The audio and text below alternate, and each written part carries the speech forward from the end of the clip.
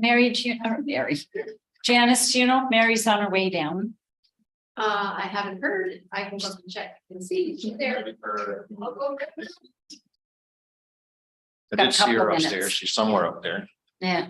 Yeah.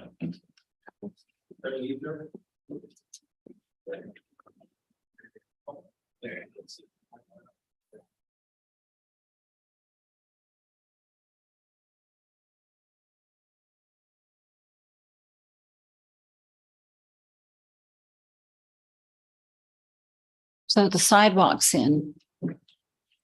Everybody. I know. I got this. Yeah, I know. Oh, we're on. Just keep in mind. I think we all approved that thing, so, Yeah, we did. but yeah, I'm trying to count your house a little bigger. Whatever. That was $6,000. Dedication. Yeah, I know. I think it's mine said Next Monday next one. at 1. I called in to see if we were going yesterday. I would really like to ask you.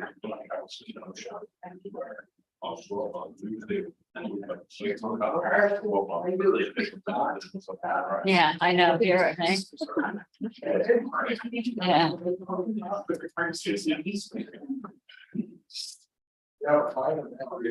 Ooh, it's 12:50.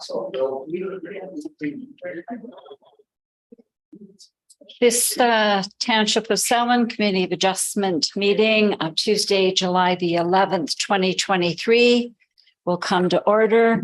Members of the public, staff, presenters, and members of the committee, please be advised the meetings are broadcast and recorded and made available on the internet. Is there any disclosure of pecuniary interest in the general nature thereof? Seeing none, we will go to our first application, which is A2123. And if the planner can please advise the purpose for the meeting. Thank you, Chair. The Committee of Adjustment is holding a public hearing in accordance with Section 45 of the Planning Act as amended in order to consider two applications for relief from bylaw 2009-021 being the comprehensive zoning bylaw for the Township of Selwyn. The prescribed notices of the public meeting were provided by prepaid first-class mail to all residents within a 60-meter radius of the subject properties. Ministries and agencies were circulated via email. The subject properties were posted with a sign advertising the public hearing. The notices were also available on the township website. The notice circulation complies with the requirements of the Planning Act. If a specified person or public body does not make oral submissions at the public meeting or make written submission to the Committee of Adjustment of the Township of Selwyn before the variance is granted, the person or public body may not be entitled to appeal the decision of the Committee of Adjustment to the Township of Selwyn to the Ontario Land Tribunal. If you wish to be notified of the decision of the Committee of Adjustment of the Township of Selwyn on the proposed minor variances, you must make written request to the Secretary Treasurer of the Committee of Adjustment of the Township of Selwyn by fax, email, or Dropbox. The first application we have is A21-23. This is for 924 Highland Road. This is in order to permit a 1,372.4 square foot dwelling replacement, a new 240 square foot open deck, and a new 152.8 square foot covered porch.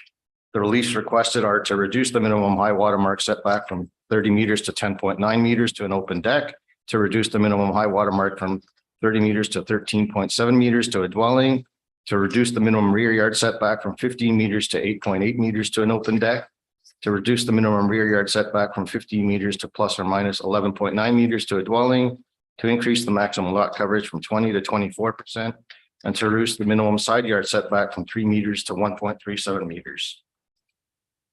In this particular instance, we did find that an archaeological assessment appears to be warranted. We received comments from the Kawartha Pine Ridge District School Board, and they have no concern. The Ohana Region Conservation Authority has provided comment that a permit will be required. And Hiawatha First Nation has commented with concerns that an archaeological assessment should be completed. I do find that the application meets the four tests of a minor variance and recommend this application for approval. Thank you very much. Deputy Clerk, I understand that the agent, Dennis Jenkins, is on the line. And so Dennis, do you have anything to add to the planner's report? No, I do not. All right, thank you. And I understand that neighbors Karen Julianne Palmer and George D. Neal are on the line. Is there anything you wish to say? No, except that we'd be very happy if you would approve this application. All right. This is my brother and my sister-in-law next door. All right, thank you very much. And Deputy Clerk, was there anyone that has registered to oppose this application? We have no one else here for this application, Madam Chair. Thank you very much. I'll bring it to committee. Are there any questions? Seeing none, we'll move on to A2223, please. Thank you, Madam Chair. Next application is A22-23. It's for 530 Lindsay Road. This is in order to permit a 1,200 square foot garage addition. The relief being requested is to increase the height of the accessory structure from 6 meters to 7.16 meters. In this case, we did not find that an archaeological assessment is warranted. Agency comments include from the Autonomy Region Conservation Authority and Hiawatha First Nation have commented they have no concern. County Public Works has submitted comment that the circular entrance currently at the property is not permitted and the access to the property will have to be reduced by one entrance. I do find that the application meets the four tests of a minor variance, and I do recommend this application for approval. Thank you very much. And I understand that the agent, Molly Conlon, is on the line. Is there anything you wish to add to this report of the planner? No. All right, thank you. And Deputy Clerk, was anyone registered to oppose? We have no one else here for this application. Thank you very much. I'll bring it to committee. Committee Member Black. Thank you, to you, Chair. The last time we approved an increase in the height of a garage, it became a business in a residential area. What's the purpose of the raising of it? Are we allowed to ask that? Because it became a problem. We approved something in the past that became a problem. So through you, Madam Chair, the application in this kind, the property owner is going to be using the extra height. He needs it for hobby work. He restores old tractors, and it's strictly for his own personal hobby. The height, okay. Thank you. Are there any other questions? Seeing none, we will, I'm looking for a motion to approve these two applications. Councillor Boyko, Councillor Koulis, all in favor? It's carried. Thank you very much. There are no deferred matters. We have minutes of June the 27th, 2023.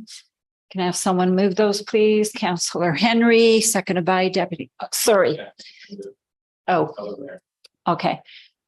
Moved by Councillor Henry, seconded by Councillor Boyko. All in favor? That is carried. Thank you very much. I need a motion to adjourn. Councillor Henry, Deputy Mayor Black, all in favor. That's carried. Thank you very much. We'll start our council meeting in 3 minutes.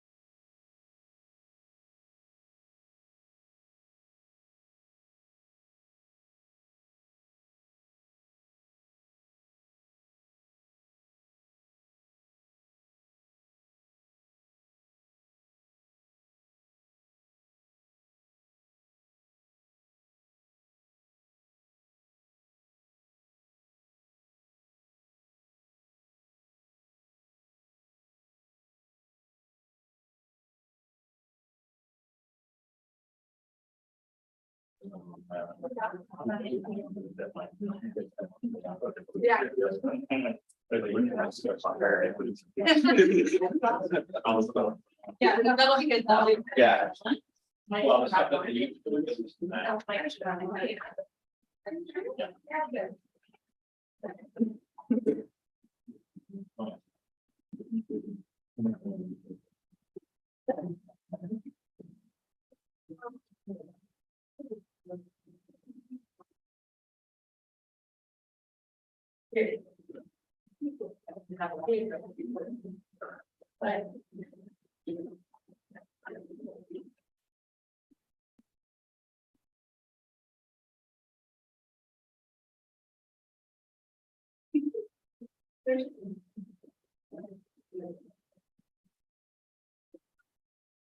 Good afternoon. This Township of Selwyn Council meeting for July the 11th, 2023 will come to order.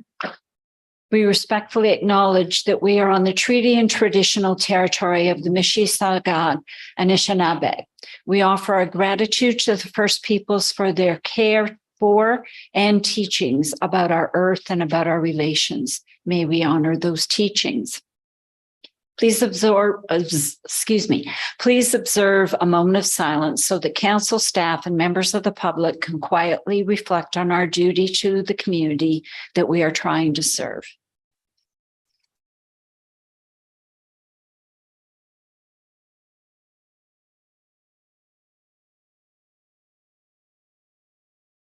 Thank you. Members of the public, staff, presenters, and members of council, please be advised that meetings are broadcast and recorded and made available on the internet. Is there any declaration of pecuniary interest in the general nature thereof? Deputy Mayor Black. I have a personal conflict with 2C. I'll declare at the time. Thank you very much. We have the minutes of June the 22nd and June the 27th before us. Can I have someone move them? Councillor Henry, Councillor Boyko, all in favor? That's carried. Is there any discussion out of the minutes? Seeing none, we will go to our first deputation, Christina Zardo, the Director of Municipal Solutions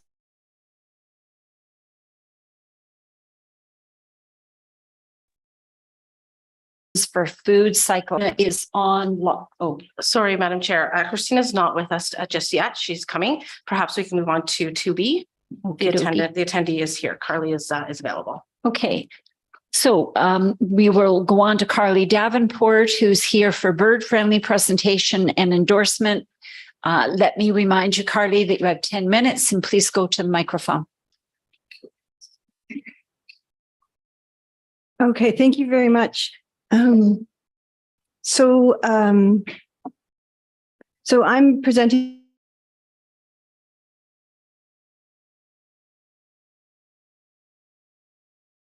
today on behalf of the Bird Friendly Teacher Canada program.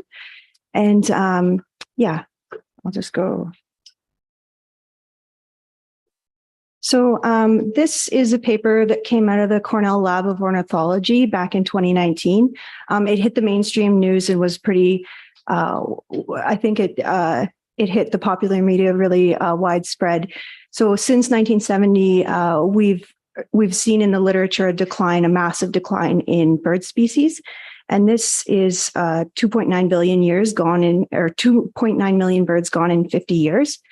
The loss was seen across different biomes, most significantly shorebirds and grassland birds. So out of this work, the Cornell Lab of Ornithology created these 7 simple actions to help birds. 1, make windows safer. 2, keep cats indoors. 3, plant natives.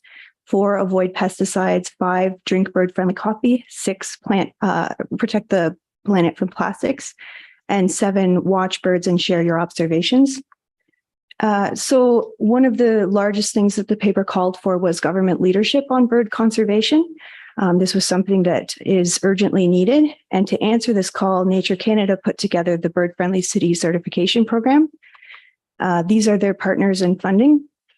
Full disclosure, I am a FLAP Canada volunteer I do some work with Birds Canada and Feather Friendly as well. So the program is built on these 3 pillars. Number 1, threat reduction. Number 2, habitat protection. And number 3, community outreach and education. And the work is accomplished through the formation of a bird team, which we've done here in Selwyn. This is strictly volunteer.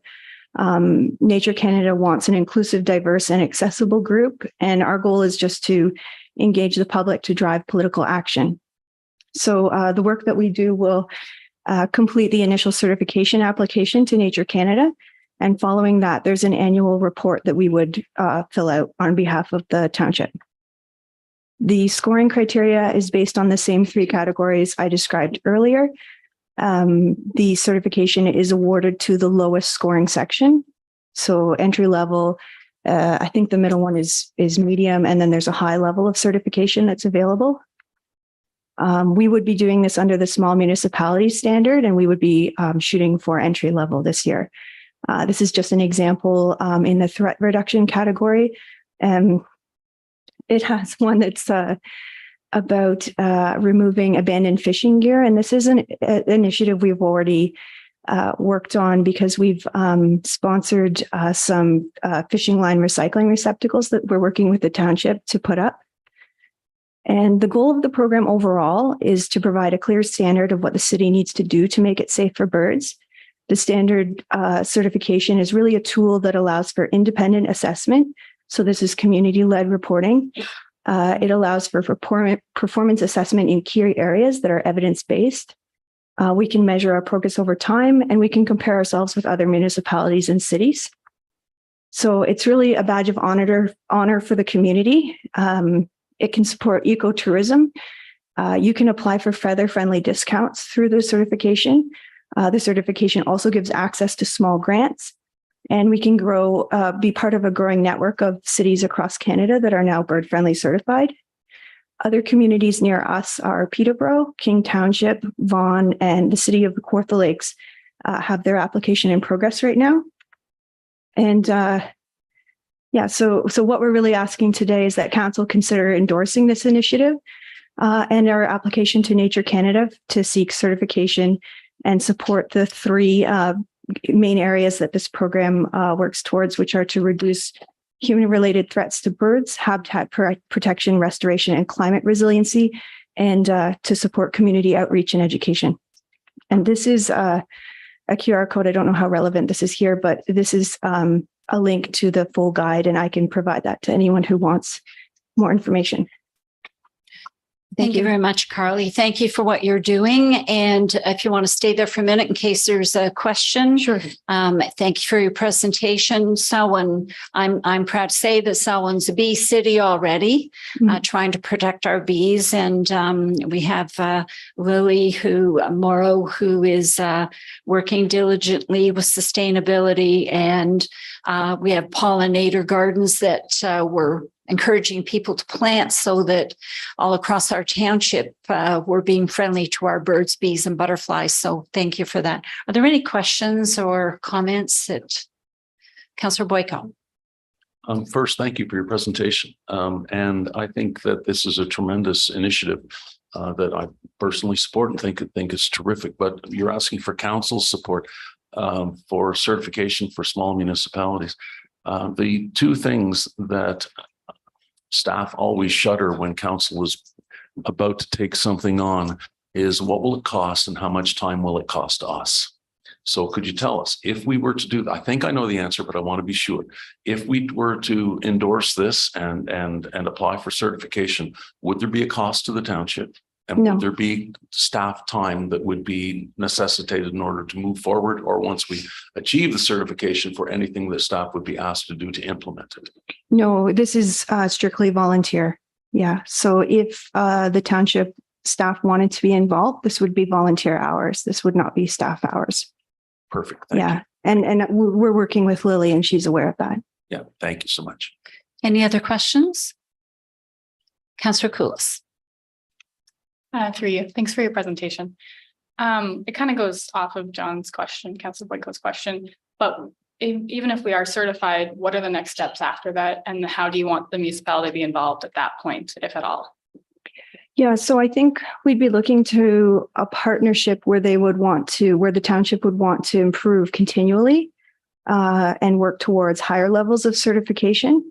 But that being said, the annual report is just another audit, so it would just be measuring what initiatives took place.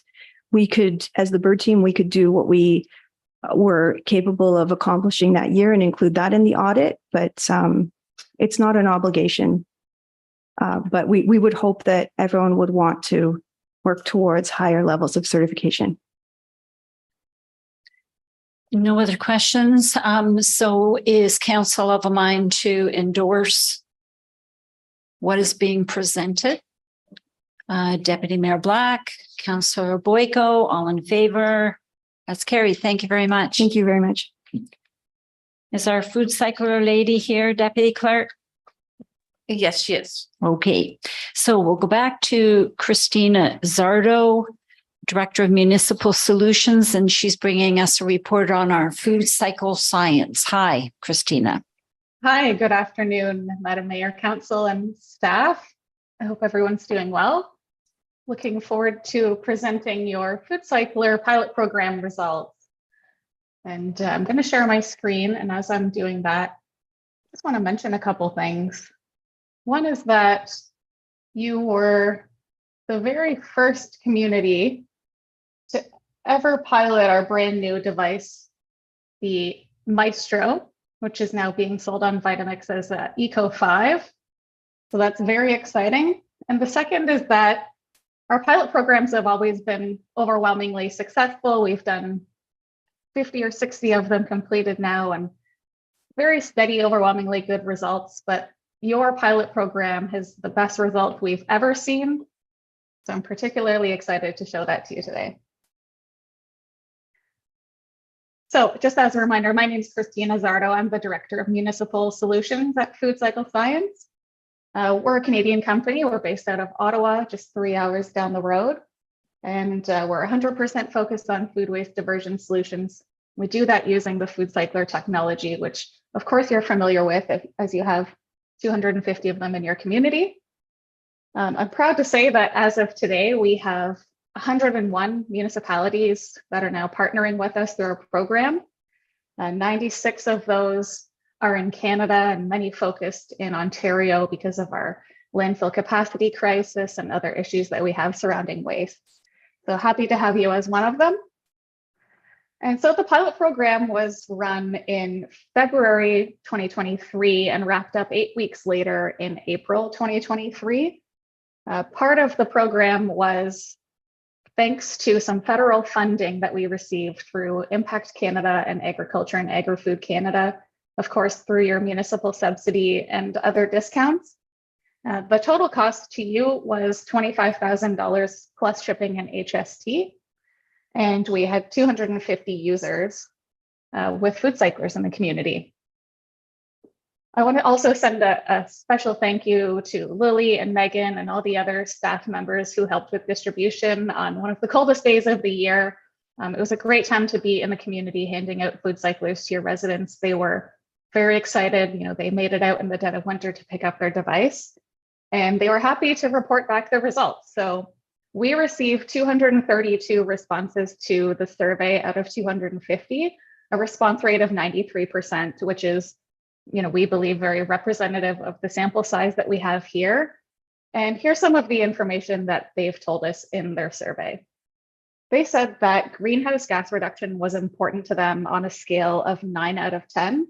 And similarly, waste reduction was important to them on a scale of 9 out of 10. Now, when we asked where their food waste currently goes, it's a little bit all over the place, but about half of people put it into the garbage. Some were composting, but many indicated that they weren't doing so all year. And then we had a few people with the pickup program in Bridge North, for example. Now, when we asked why they don't compost if they indicated that they didn't, 69% of them chose not to because of concerns about animals and pests like bears and raccoons. We know this is an issue in the community. And they also reported concerns about odors, maintenance, and general know-how for how to compost. And this is in line with a lot of the data that we have collected in our municipal programs. And the food cycler is a great solution for all of this. It's easy to use, it's odor free, and the byproduct prevents wildlife encounters. And when we asked which device they chose, and when we looked back at which one they've selected, we had 151 people select the FC30, which is our tried, tested, and true original food cycler device. And 99 chose the Maestro. So a 60-40 split on which device they chose. The difference here is mainly capacity and a bit of additional functionality, with the Maestro having about double the capacity of the FC30. Now, based on the data that we collected for your residents, we had an average cycle of about 4 cycles per week on the FC30 and 3.5 per week on the Maestro.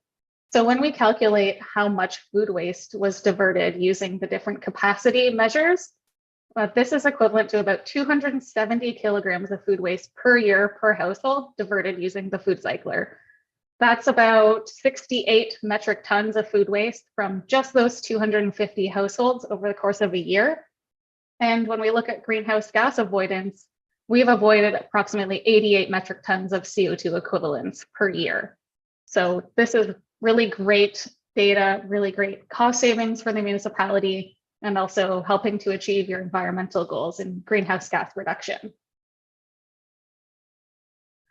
Now, when we asked about their waste generation during the pilot, residents reported using their monthly garbage or reducing their monthly garbage production by 38% as a result of diverting their food waste. And that's about right, because we know that food waste makes up between 35 and 50% of what goes into our garbage. We also noticed that people became more aware of how much they were wasting in the first place. 69% of people reported that just using the food cycler and managing their food waste separately into the small bucket made them aware that they don't need to be wasting as much in the first place. And so there is a preventative functionality or component to our program that's kind of hard to quantify, but really great results nonetheless, because we saw that people started wasting less over the course of the pilot program.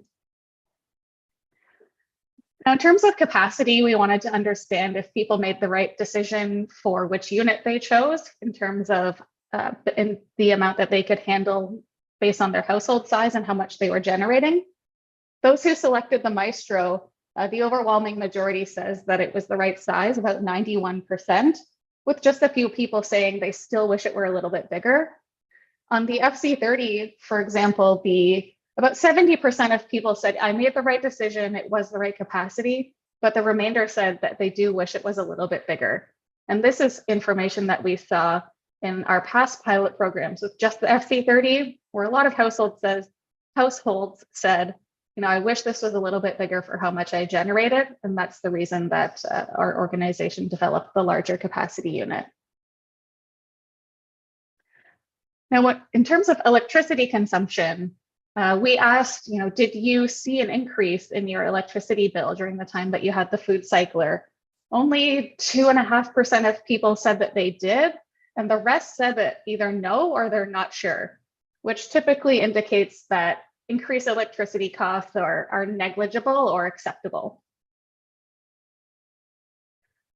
Now, when we asked if the municipality were to offer a food cycler program at low or no cost, 90% of people indicated they think their friends and neighbors would participate. And similarly, when we asked, would you recommend it to friends, family, and neighbors? An overwhelming 95% said that they indeed would, with 4% saying that they weren't sure and just a little over 1% or a couple people saying that they wouldn't. Now, this slide is pretty self-explanatory. We said, will you continue using the food cycler after this pilot program to continue diverting your food waste? And 99.55% said that they would. Now, out of 232 people, this is really fantastic. This level of participation far exceeds any other organic waste management solution that exists today. For example, here in Ottawa, where I live, we've had green bins for over a decade, and still we report that only 57% of people are using it. And backyard composting, I think we all know particularly in communities such as yours, that participation rate is really low because of some of those, obstacles to using it, such as wildlife. Now, overall, residents rated this pilot program 4.7 stars out of 5, with 80% of them rating it as a 5-star experience for them. And this is a testament to all the work that you've put into planning and launching the pilot. We did a great job communicating the pilot program and its benefits to the residents, and they really, took that to heart, and they were very invested in it and engaged. Now, in terms of price point, we had some subsidies in there, and residents were able to get it for very low cost for those devices that they chose. And we wanted to understand their willingness to do so. And so when we asked if they would consider purchasing a food cycler if a municipal program was not available, 97% of them said that they would be willing to pay some amount to be part of the solution. The data shows that the 150 cost for the resident was pretty effective and would kind of be the highest, or 250 would kind of be the highest that they would be willing to pay out of pocket. Now, in the survey, we did ask for written feedback and comments from participants. There's many to choose from, and we like to start with a little bit of transparency with some of the more helpful or constructive comments. I'll just read a few here. Having compost storage solutions for winter might be good. But the other one is, I'm pleased that I have fewer pest problems, but I'm waiting to see if the Foodalizer is a good substitute for a natural compost. So we did run this program in the winter when people weren't able to garden. And so they haven't had the opportunity to use the Foodalizer yet in their gardens. Now, in terms of positive survey responses, what we tried to do here is kind of capture kind of the overwhelming theme of some of the comments that we saw. Many people expressed gratitude to the municipality for giving them the opportunity to participate in this program. Another couple of things here are that people said, I love having this option to reduce food waste, especially in the winter when the composter is not easily accessible. The township should consider expanding the program. It might be less expensive than a compost pickup program. And others said, I don't mind my tax dollars being used for a program that can take advantage of and help the environment. So just a quick recap, we diverted almost 68 metric tons of food waste from just 250 homes. 38% of people reported a notable reduction in their garbage, and 99.55% of people are going to keep using their food cycler. These are wonderful results. And in terms of next steps, there are things that we can discuss, perhaps an expanded pilot program or comprehensive program designed for you by our team. And we'd love to work with your staff to do that. And I just wanted to kind of thank our early implementation partners, such as you, for the success of our programs. The federal funding that we used to subsidize the pilot program went a long way for a lot of our municipal partners, including yourselves. And we're happy to report that we are officially in the running to win the grand prize of $1.5 million through the Agriculture and Agri-Food Canada Reduction Challenge. And you will have first right of refusal if we are successful in winning that funding. So we'll look forward to reporting back to you probably closer to the end of the year when we find out about this challenge and its results. And thank you very much for having me today. If you have any questions, I'm more than happy to answer them now. Thank you, Christina. I can say I personally received a lot of communication from residents in Selwyn who were away when we had the initial pilot project and were upset that they couldn't take part in it. So I don't know how the rest of council feels, but I think it's something that would be worthwhile doing this again, but we would have to put money in the 2024 budget. So I don't know how my colleagues feel about that. Councillor Boyko. Yes, through you, Mayor Senes, thank you for that report. I was fascinated with the statistics that my family was part of this study as we have one, and we reported on on it through the process that was established. The statistic that I think lends credence to what Mayor Senes was just saying is that we have an environmental plan where we have goals that we are trying to reach, and we exceeded our goals, our corporate goals already, which is terrific, but we are nowhere down the road to looking like we are going to meet the goals for the rest of our community. This is one of the ways that we can do it.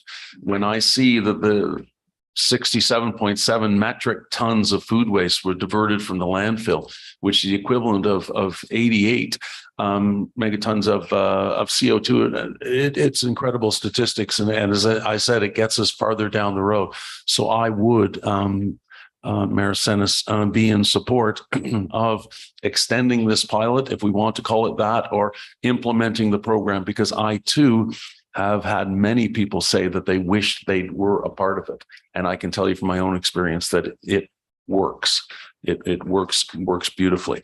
But I am really interested in what you were saying about being in first in line for that federal program, because that's what the federal program money is for, to help communities like us to meet our environmental goals. So as a country, we can meet ours collectively.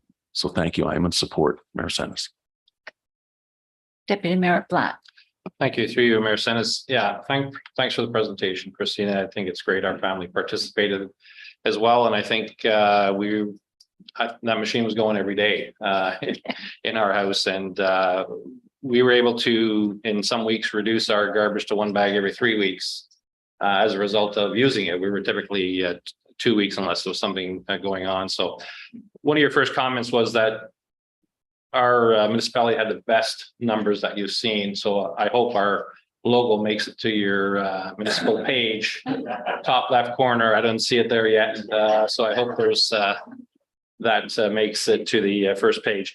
I think one of the biggest things that comes out of this for me is confirmation, as Councillor Boyko says, around the environmental benefit to not only extending the life of our landfill site, which has about, I think, 12 years estimated left in it.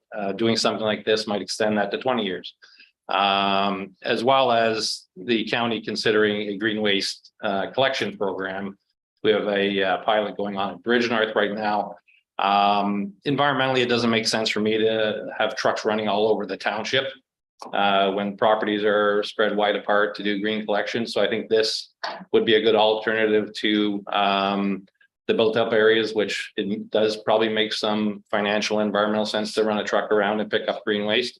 So I think it's, I agree with Councillor Boyko and Mayor Senes that we need to look at this, expanding this program next year. And in particular, to areas where we don't, or the county doesn't plan currently to expand a door-to-door pickup to get some of those residents using it instead of having all that go to the landfill. So definitely in support of looking at it for next year's budget.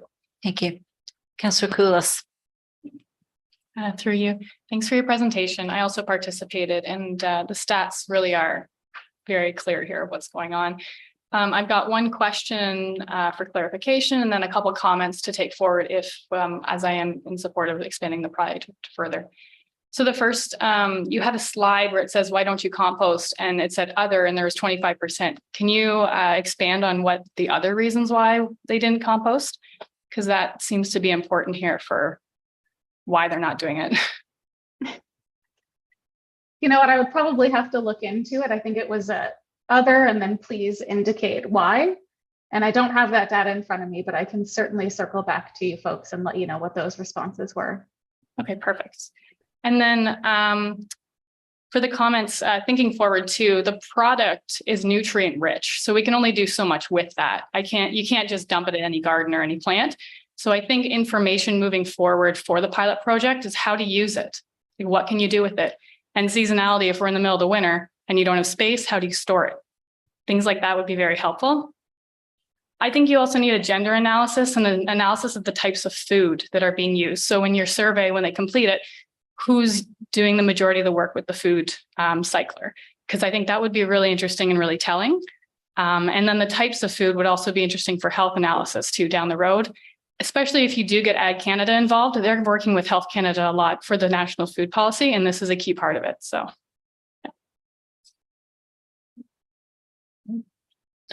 All right, so it sounds like we're in favor of putting a placemaker for the budget for next year to continue this project. So I can't make the motion sitting in the chair. Who would like to make a motion to do that? Councillor Henry, Deputy Mayor Black, all in favor? That is carried. Are we clear, Madam Clerk? Thank you. All right, so we are 1 minute away from the public meeting. And we're supposed to start on time for that. Thank you to all the community who's come out to be a part of this public meeting. And I want to say a special hello to Dewey Jones, who had this vision years ago.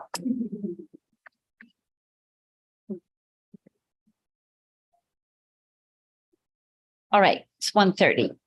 I would request the planner announce, oh, I'm sorry, yeah. Thank you. Through you, Mayor Sennis. I'm going to declare a personal conflict of interest, not a pecuniary interest. I'm the president of Abbeyfield. Abbeyfield is a not-for-profit incorporated body with directors who cannot gain financially from being part of the board. So they are all volunteers. I have donated to the project as well as my money to the project. So I will declare a personal conflict at this point and leave the council chambers. Thank you.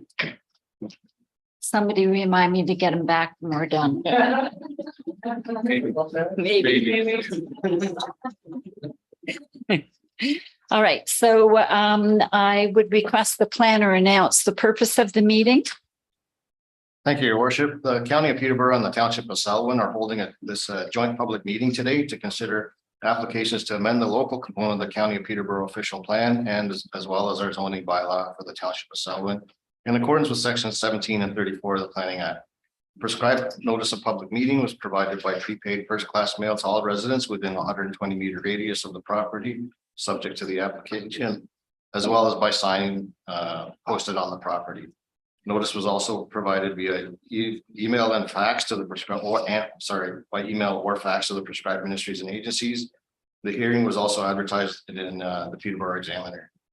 The notice is available on the county and township website. If a person or public body does not make oral submissions of the public meeting or make written submission to the county of Peterborough in relation to the official plan amendment or the Township of Selwyn in regards to the zoning bylaw amendment before the official plan and amendment is adopted and the bylaw is passed, the person or public body may not be entitled to appeal the decision of the councils of the county and township to the Ontario Land Tribunal, nor may a person or public body be added as a party to hearing of an appeal before the Ontario Land Tribunal, unless in the opinion of the tribunal there are reasonable grounds to do so. I'm going to try and be brief with my presentation today. We have the county planner here with us, Caitlin Sakosha, will do a brief presentation on the official plan amendment. We also have, we're expecting to have a representative from EcoView Consulting. Oh, there you are. I didn't see you come in, Beverly. Excuse me, and we also have Jim Whalen, councillor for the county, who was with us virtually. Is that right? Yeah. Welcome, Councillor Whalen. Yeah. Thanks for that introduction, Your Worship. Councillor Whalen is the county council representative for planning matters and is normally attends these types of public meeting on behalf of county council as not a member of the local council. So the application that we're talking about today is for 93 Ermatinger. Specifically, this is a 19-unit seniors residence that's proposed at the site. The site is currently designated under the official plan as low-density residential, and it's zoned residential type 1, which is for single detached dwellings, as well as development D zone. The proposal is to redesignate the subject lands to partially environmental constraint area, as well as medium density residential to permit the residents. The zoning is proposed to go to an R3 special exception to recognize the specific type of residence, the seniors residence that this is, as well as EP zone areas to deal with some wetland and floodplain areas on the subject lands. Let's see here. There's also two related consent applications that are not before us today, but just for information that are with the county as well. The existing single detached dwelling on the lot will be severed and a separate lot created for that dwelling, as well as a right of way. The single detached dwelling does have its own driveway fronting onto Ermitinger, but there is a rear parking area that the right of way will serve for through the severance. The Otonabee Region Conservation Authority Source Water Protection Program has provided comments of no concern. It's not in a sourced up water protection area. The Cortland Park and Ridge District School Board and Peterborough Public Health have provided comments of no concern. And planning and engineering and design departments of the Otonabee Region Conservation Authority are satisfied at this point at the conceptual level of the OPA and ZBA that we can approve those without further concern. However, there will be some further detailed design work at site plan control stage to be worked out. I think those are all my comments. I think Beverly's going to go over some of the details in regard to some of the submissions regarding the reports that were submitted. There's quite a number of those. Just for council's awareness, all those reports have been peer reviewed to the county and townships staff satisfaction, barring, like I said, some of the detailed design work that needs to be done. So I'll leave it with our next two presenters to give a little bit further information. So before we go to them, was there any additional correspondence that's been received that is not part of the agenda? Not that I have, no, only those that I mentioned from the agencies. Okay, thank you very much. Who would like to speak first? This is in favor of the application. So Caitlin, is there anything you wish to add? Yeah, thank you. Can you please go to the mic behind you? Yeah, thank you. Certainly. Okay, good afternoon, everybody. Thank you, Mayor Senes and members of council, and thanks, Per, for the introduction. And you introduced Jim, who's on the call with us today. I'm not going to go into too much detail because Per's report, I read it, goes into detail in terms of the purpose of the application and where it is in the process and what we've done to date. So I've read Per's report. I concur with his analysis and assessment that the proposal is consistent with the relevant policy documents that we follow. In terms of next steps and what happens at the county level. So the county is the approval authority for amendments to the official plan. So following a resolution from Township Council, either in support, denial, or deferral of the OPA, although Township staff as well as the county are recommending support of the application. It then comes back to the county. We prepare a technical report that goes to county council for a final decision on the application. And once county council has made a decision on the application, there's a 20-day appeal period. And once that 20-day appeal period is up and provided no one has appealed, it comes into force and effect. So I just really want to highlight that we have received no public comments to date, written submissions, but if anyone here in person or online wishes to receive notice of the decision once the application goes to county council to provide a written request. So yeah, I'm just going to keep it short and brief. And if you have any questions as it relates to the process of the official plan amendment application, I am here to answer those questions. Thank you very much. And Councillor Whalen, is there anything that you wish to add? No, thank you, Mayor Senes. So just glad to be here and nice to see everybody and on this beautiful summer day. Thank you. All right. I'll just add, Your Worship, as the planner from the county said, I am obviously recommending the applications for approval and that the township endorse the official plan amendment, and barring any public comments today, that the zoning bylaws amendment is approved. I will say the zoning bylaw amendment is written in such a way that it will only take effect once the official plan amendment has been approved and in effect as well. Okay, thank you very much. So we will now go to the applicant's agent. Would you like to take the microphone, please, Beverly Saunders?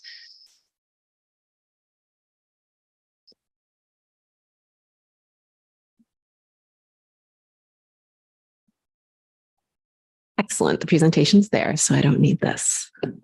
Who do I ask to switch the slides? Oh, excellent. Perfect. Hello. This public meeting's been a long time coming. We're very happy to be here. My name's Beverly Saunders. I work for EcoView Consulting Services. I'm the land use planner on this file. And I'm the planning supervisor at EcoView Consulting. So we've already talked about the address, so I don't need to get into that information. So I'll just get to the next slide. Okay. Oh, go back. Oh, okay. Sorry, who? Can I? Yeah. All right. Good. Okay. So there's the apartment. It's essentially an apartment building with 19 multi-units targeted to seniors, but includes 3 units that are for caretaker, students, and guests. So we've included a definition within the zoning bylaw that qualifies what this particular building is, because it's a bit of a unique building. Each of the units do have their own servicing, their own kitchen and facilities, but in addition, or kitchenette and facilities, but in addition, there's common areas where residents can essentially be together, libraries, kitchens, those kinds of things. So that's not essentially contemplated within the zoning bylaw. And so it was important for us to include a site-specific definition or clarity on what this use is intended to be. So I have in here just individual and shared amenities. It will be what our municipal servicing. It's funded through CMHC, which is just a provincial government that provides funding for affordable housing. And then this was already discussed by PAIR, but there is a severance application for the existing house, which has been approved conditional upon the rezoning and the official plan amendment passing. So I have included just some elevations that were included in the application and the concept plan, which is included here. So this is just preliminary elevations that were included to get a sense of height and scale and what it looks like. And then you'll see on the concept plan, which is on the right, that there's some areas that are jetting out, which don't have any development within them. So those are the wetland features. And then along the southern portion is the floodplain features. So both of those have been included in an environmental protection zone to prohibit development, and a setback has been applied to them to ensure that the development is safe. Let's go to the next one. So there has been a series of public consultation that has already occurred on this application. So I just wanted to highlight what those are for everyone here. So, and there are people here who were more involved in those than I was, because this was before I got involved in the file, but I did just want to give a little summary. So there was some public information meeting in 2016. Trent University held some consultation and surveying work, both in 2017 and 2018, as well as a report about the viability of this particular use. There was a public meeting at Trent University regarding the viability assessment, and a letter circulated to neighbors upon the purchase of the property. So I should state that the initial meetings weren't specific to this property. So they were generally about the use in Lakefield, and then there were attempts to find a property, and then notices went out to the neighbors at that time.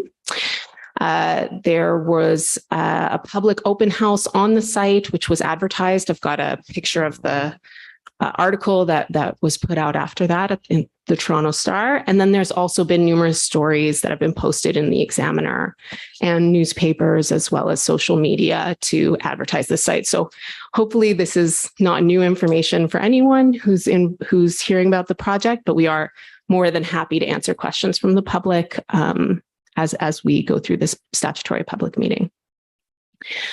So there have been a number of technical studies that have been completed. This includes a planning justification report, which we prepared. Additionally, concept plans, elevations, which I showed you, those renderings of the building, boundary topographic survey, a geotechnical investigation, which just looks at soil stability and was favorable. It did include some recommendations for monitoring during the construction, before and during the construction, which will be implemented at the site plan phase. The natural heritage evaluation, which is looking at all the wetlands, putting in the mitigation factors to make sure that there will be no impacts to them. Also favorable, those recommendations would be implemented through the site plan agreement.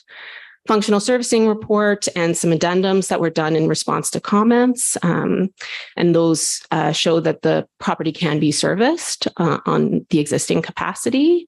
There was a floodplain delineation, which was done at the very beginning by Engage Engineering in order to make sure that we have appropriately delineated that floodplain and that all development would be located outside of that. And an archaeological assessment, which is essentially, they did a grid along the entire property, did holes to check for archaeological resources and found no archaeological resources on the site. So that's the full list. They have, as Per said, been peer reviewed. I can speak to them at a high level, have reviewed them in advance of this meeting and obviously before I wrote my planning justification report. But I'm more than happy to answer at a high level. And if there's a question that I don't know the answer to, I can certainly provide that or at a later date. I think that's it. Let me just see if there's another one. I don't know what happened, but I think that's the last slide. So I'll just leave it there. And I'm here to answer any questions that you might have. I think it has to go through her, but I'll give you just a minute. Yeah. Go ahead. Yes. Hi, I'm wondering where the parking lot is going to situate. Yeah. So let me go back. So my clicker is not working anymore. Is someone else take control? So yeah, so further back. So behind, you see, go to the next one, this one. So I wonder if I can point it out. So there's a sneaker. There's a parking here. Okay, where's the house then on this? This is. So here. So on the top part is the road. The house is up near that road. Okay. And the building is farther back behind the wetland, so further south. That's the building? Yes. What's the square footage? Oh, I don't know off the top of my head. I'd have to get that for you, but yeah, go ahead. You can use the pointer. Perfect. That's great. Thank you. Okay, so there's the street, that's already here. There's the house. That's right. Yeah. And I can get you that square footage in just a minute. I have it up on my computer so I can. That's not what we there. So the parking lot's just in front of it. So there's not a ton of parking, but just north of it. There's the septic here. Yeah, okay, here. That's the house. Parking. Okay, so this is 23 car parking. So where exactly is the parking? Because I'll say right now, I have my home right here. And this is my greatest asset, 94. Mhm. So I am against this building here. However, I'm 100% for the idea. I think it's wonderful, but I think the location is adequate. So I should make a caveat just through you. So there was 23 parking spots that were shown originally. Through recalculations, we've determined that amount of parking is not required. So I can find the parking and tell you exactly what that is, but those details will be provided at site plan, the exact layout. Yeah. Excuse me. You should be directing your questions through me. Thank you. And I don't know who you are. So can you please, Wendy, who? Happy. And you live at 94. Yes. I Okay. live directly across. That's my major asset that will I understand. be protected by this business. And I Yeah. say business because if it has a business number, it is indeed a business. Now, a 23 car parking lot, which is in the information that we provided. Absolutely. Yeah. Will make it look like a business. And right across from my house, that's going to depreciate the value of my house. The house on the other side of formerly Mr. Heffernan's house had many people going through it, potential buyers. They turned it down as soon as they found out what was going on next door. Again, I am totally for the idea of this building, just not there. There are no sidewalks. What's our water and sewer capacity? Are we going to turn into another Millburn? The school bus are coming there, the farmers coming through, we've got tractors, we've got everything. The roads are narrow enough, so our concerns are the water, the sewer capacities, Why did these people buy that establishment in the first place, knowing what the zoning was? Low residential zoning for all of us with our single homes there. Why buy there? Why didn't you buy close to the downtown so that there didn't have to be a number of cars in a big parking lot that's gonna be cement? That's gonna ruin the looks of our neighborhood, that's gonna take up more green space. Okay. There are plenty of, oh, I'm not done, I got lots here. Okay, but so that's the reason we're having this meeting. We are taking public comment. Yeah. And actually, I should be having you go to the microphone because none of what you're saying is going to be captured on YouTube. But that is why we're here. We're here to hear what the public has to say, and there will be comments back. Well, I was just asking her where the parking lot was. Yes, I know. Yeah. And you got the answer. Seen from the street. Yes. No, it can't. So typically, so what we can do, maybe it's helpful. We allow people to provide their comments, and I'm happy to come up at the end and address them all at once, Okay. if that's helpful. I think And then that way I can be looking up answers if there's something I don't know right off the top of my head, and I can answer those all at once. Does that work for you? Okay, perfect. Okay, thank you very much. Thank you.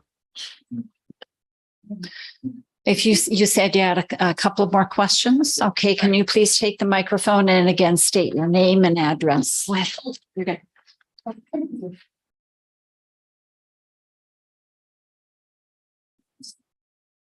Again, I'm Wendy Halfyard and I reside at 94 Ermitinger Street in Lakefield, which I consider a wonderful place to live. I've been watching what's been going on across the street. I love the idea. I just do not think that the location is appropriate.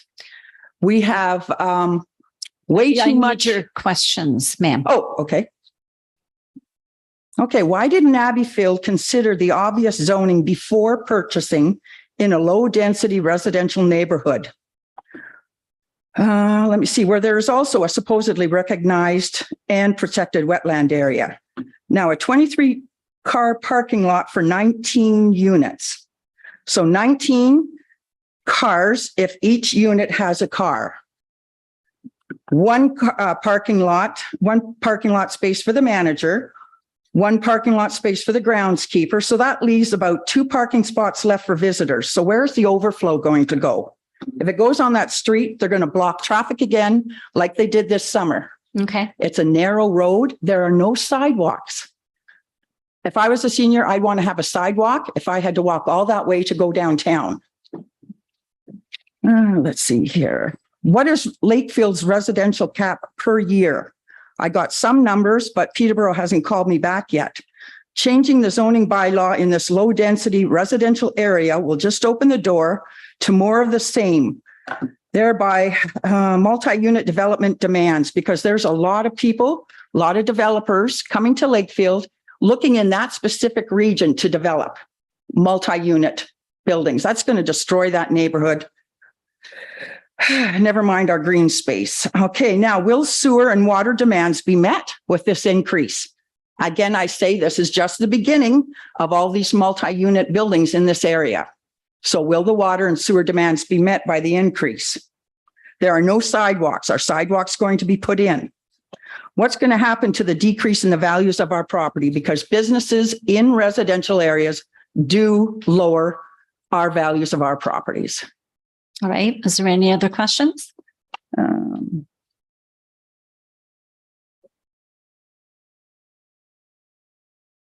Okay, well, this is no offense to anyone because I don't know any of the board members. I have encountered Mr. Black, but I really have to question the validity of a fair and unbiased exchange and resulting decision to make or not make these official plan and zoning bylaw amendments based on the simple fact that Ronald Black is a member of both the town council and president of the Abbeyfield Group. This represents a clear conflict of interest, does it not? He has declared that he has a personal interest and vacated and will not take part in any of the decision making. I know, but you're all co-workers. Well, we still have our own personal ability to make decision. Which remains unbiased? I don't know about that. You're all working together No, as I said, I'm not here to insult anybody. But it is insulting, ma'am. Well, greasing palms, etc. I'm not saying you specifically, who knows? But certainly his position here as deputy mayor is going to affect some people on the board. That's my opinion. You're entitled to yours. So I don't know how these views are unaffected entirely.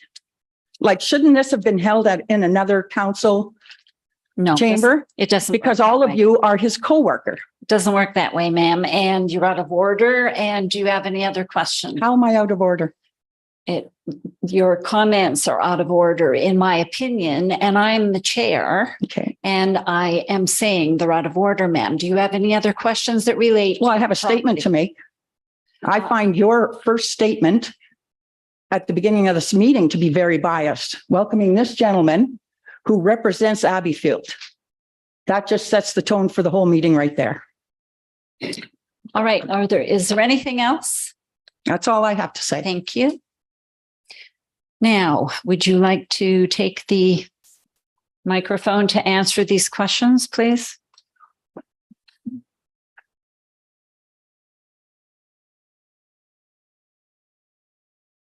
Hello. All right. So I just want to say we care about what the public is concerned about, and we're here to answer those questions in this meeting. So in terms of the very first one, which was servicing. So there has been a functional servicing report and calculations that have been done to ensure that the site can be serviced on existing capacity. So there's no upgrades to the existing servicing that is needed. It just needs to be connected to the site. In terms of visual barriers for the parking lot, because that was one of the concerns. So there is a requirement for a landscape buffer, I believe, on the north side, which would provide a barrier. And Karen may have more to add to that in particular, but we're not asking for any changes to the visual barrier requirements for this type of use. Additionally, we're happy to include additional visual barriers if needed through the site plan process. So, and then there's also a significant setback, which you can see in the site plan itself. So that setback is very far. There's a wetland area that's through it. There's opportunities for adding vegetation to help with additional visual barriers if needed. In terms of the parking, there's a statement of 23 parking. So technically the zoning requires only 14 parking spots. We've shown that more can be provided on the site. So in terms of that, we have room to add more parking than what's allowed in the zoning. We are not asking for changes to the zoning as it relates to parking requirements for this type of development. In terms of the consideration of zoning before purchase and wetlands. So this is more a general question, but just from a developer and a land use planning perspective, it's very common to purchase a property that doesn't have appropriate zoning. These types of applications are very normal. And part of the evaluation that's made is the impact to neighbors, the distance to neighbors, visual barriers, whether it can be made compatible, which it is our opinion that it can be and that it will be based on the visual barriers that we've provided and the design that's been provided. So this is an apartment building, but you can see it's not very tall. So it's intended very intentionally to help with the visual impacts that may occur to any neighbors. Furthermore, for the wetlands, so I can speak on behalf of Abbeyfield. I know they went through significant efforts to look at this property in advance of purchase. So they did look at the wetlands, at the floodplains. They looked at the viability. They asked for professional opinions on the ability to rezone the property, and went through a pre-consultation process in order to determine what studies would be required, and paid for all of those studies. So significant efforts have actually gone in to try and make sure that this property can accommodate this development. And all of those studies, all of those analyses have been peer reviewed in order to make sure that that they're accurate. The other piece, which isn't in this particular application, but one of the zoning provisions that will be included is the inclusion of a holding provision, which requires site plan approval, which is an added step of control on the site. So that's to make sure that landscape buffers are put into place, that the visuals, are as we've said they are going to be, and that we're not now creating something that's not visually appropriate. And also to make sure that there's enough parking on the site, which seemed to be one of your concerns. In terms of, there were some other sort of broader questions, which I'm not sure I'll speak to specifically, but for clarity, precedence is not exactly how these are worked. So every one of these applications goes through its own assessment of appropriateness. So just because medium residential is permitted on this site because we've got large setbacks and we're making all these efforts for visual barriers, that doesn't mean that the next property can do the exact same thing. They have to go through the same effort to demonstrate that they're not going to impact floodplains, impact stormwater, that they're going to address visual barriers. And so those analyses and this kind of application would have to demonstrate it uniquely for that property as well. So they'd have to go through the same. So that question of precedence, if you do this, everyone else can do it. I know for a fact as a consultant who works for developers that that's not the case. So just keep that in mind when you're evaluating applications. This doesn't now mean everywhere is rezoned to allow this type of use. So I won't speak to process on conflict, so I'll leave that if somebody else wants to address that. That said, I do think this is a great project. I've been working with Abbey Field for a while. I know that they've put very intentional efforts to make sure that they are meeting all of the requirements, even above and beyond what the policy requirements are in terms of protections of natural resources and visual barriers. So I continue to be of the opinion that it's a good proposal. And again, I'm here to answer any other questions that might come up, and happy to talk afterwards if you have any additional questions. No problem. Thank you very much, Beverly. I, for the record, want to state that Derek Pecora of EchoView is also here virtually, and Lucas Parsons of Engage Engineering is joining us virtually as well. I understand there's another proponent to the application, Elizabeth Russell. Is she online, Deputy Clerk? No, she's here in person. Oh, okay. Did you want to speak to the application? I'm on the internet. I'm on the internet.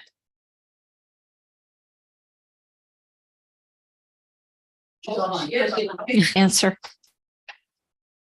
Can you hear me? Can someone indicate that you can hear me? Yes, we can hear you. Okay, thank you. Thanks very much. So I appreciate the opportunity to speak briefly. So I'm a professor at Trent University. I'm a faculty member in the Department of Psychology at Trent, and I'm also the director of the Trent Center for Aging and Society. So we're a research center that supports research focused on older adults, in particular those in the Peterborough community. And I'm also the primary investigator of the Rural Aging Research Program. And so we study all topics, many topics related to rural aging and aging in small towns, and that includes housing. And so I'm speaking on behalf of my role as a researcher who has knowledge in this field, and also as the director of the Trent Center for Aging and Society. So I have a lot of experience with Abbey Field. I've connected with Abbey Field. I connected with them in 2017, and I've had a lot of roles with them since. So I led the aforementioned Trent University Needs Assessment report that was produced in 2018. So myself and my team produced that report. We ran the needs assessment. We were involved in the dissemination to the community that fall. So that was a pretty big piece of research that we did, essentially to establish the need for this Abbey Field in Lakefield, and some of the ways that the house could be developed to really meet the needs of older people in this community, not just generically, because of course we know Abbey Field is a model outside of here.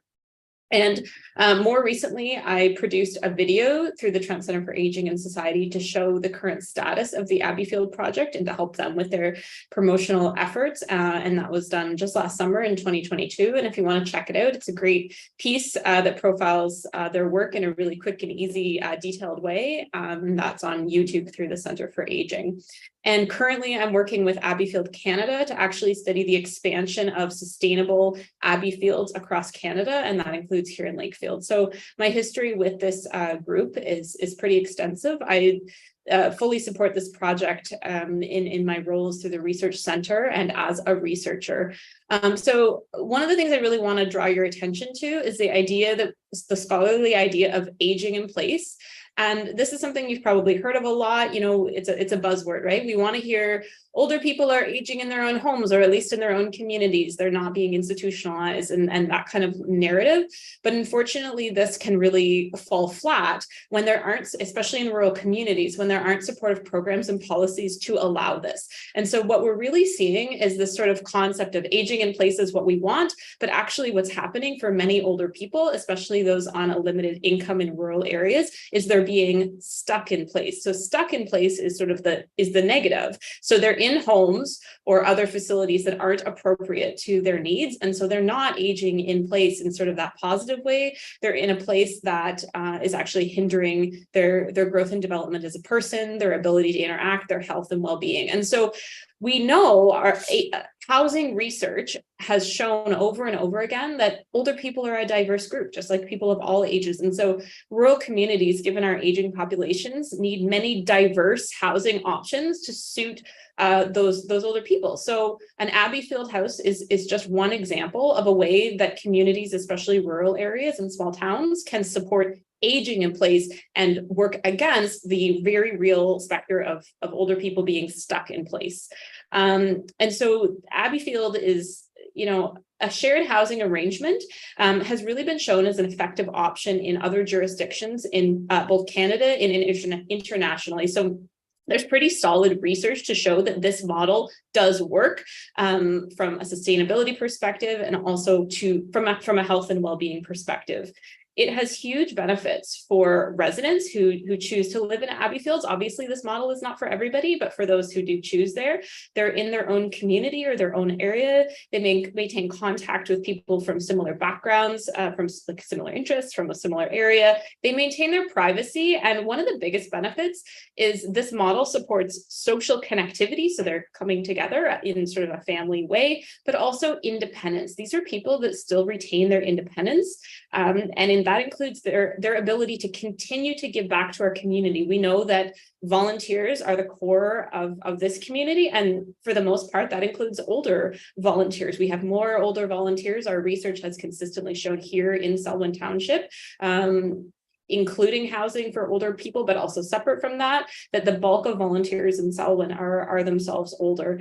However, the biggest challenge identified in our research with this type of arrangement is funding, of course, but then lack of partnerships and support. So Abbeyfields and other similar housing arrangements in rural areas for older people, some of the problems can include challenges with regulations that haven't been updated to support the growing and changing needs of our diverse aging population. So this is a perfect example of an opportunity. Ultimately, supporting this Abbeyfield project as it moves forward, we feel will allow older residents of Selwyn Township, both now when the house opens and for decades to come in the future, to age in place and not become stuck in place, and to continue to contribute and give back to our community. Thanks very much for the opportunity. Thank you very much, Elizabeth. Is there anyone else that is a proponent to the application that would like to speak to it? Yes, if you'd like to take the microphone, please, and identify yourself.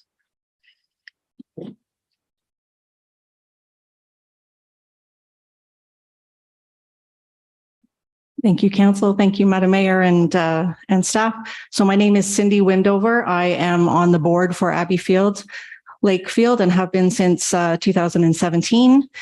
My parents are Woody and Brenda Farrow, so longtime third generation Lakefield and Selwyn residents who are also supportive of this. So I just wanted to add a couple of clarifications for the neighbors, because we understand change is hard, right? We've all gone through change in our communities or in our neighborhoods, and it's difficult. So we have tried to mitigate some of that through the various public things that we've done. One of the issues, however, was we didn't have a specific site. So to your question about why did we choose this site, we didn't choose this site. This site chose us. Quite literally, when the Heffernan family, after seeing an Abbeyfield presentation, came to us and said, we believe so much in your project that we want you to buy our property, because other developers have looked at it, and because of some of the restraints, such as the wetlands, they didn't see it as a good investment, and we were happy to take that as our project site. So that's why we looked at various sites around Lakefield. Obviously, we need serviced land, because you can't have a project that big in the country and put in a septic system big enough to support that. So we need serviced land. That's what we got with the Heffernan property. We've worked with various community partners. And to your other point, prior to this council, the previous council had in principle supported our project, because we all know housing is a crisis. Actually, senior housing, affordable senior housing, is the largest housing crisis we have in our nation. Everybody thinks it's young people. That's a crisis too, but affordable senior housing is the biggest crisis we have in Canada. So we are happy to be addressing that in our community. So again, as a board, we're here to help. We've had great relationships with our planners and consultants, and we thank you so much for coming today to the meeting. The parking lot, I think, was addressed well. It was hard to see on that map. I understand. You won't even hardly see the building from the street. You certainly won't see the cars. We had a board meeting last night. I think the zoning or the bylaws say that we only really need about 10 parking spots, because it's like half a parking, 14, but I think it's half a parking spot per resident, because the residents are seniors. And I personally think we should have one for every resident. And I'm getting into the weeds here, because we're talking about still independent seniors, right? That all probably have one car at least. So, and we also need to make sure that we have visitor parking, because I don't know about you, but I've gone into lots of places and wanted to find a parking spot and had to drive around the block numerous times. And that's so annoying. So we don't want any of that to happen, especially in the neighborhood, right? We don't want people to have to come in, pull back out, park on the street. So that's what that mitigation is for, so that we can, and also for fire, we need fire and emergency services to be able to pull in, have access, have turnarounds, things like that. So, Council, I'm happy on behalf of our board to answer any questions you might have as well. But I'm just really proud to be part of this project. And as soon as I heard Mr. Dewey Jones here give his first presentation to the Kawartha Chamber of Commerce, actually back in 2017, about the gap in affordable senior housing, I thought that's a project I need to get behind. Thank you very much. Is there anyone else who would like to speak in favor of the application? And is there anyone who is opposed to the application? Yes, ma'am. I'm opposed, but I'm not. You have to go up to the mic, ma'am.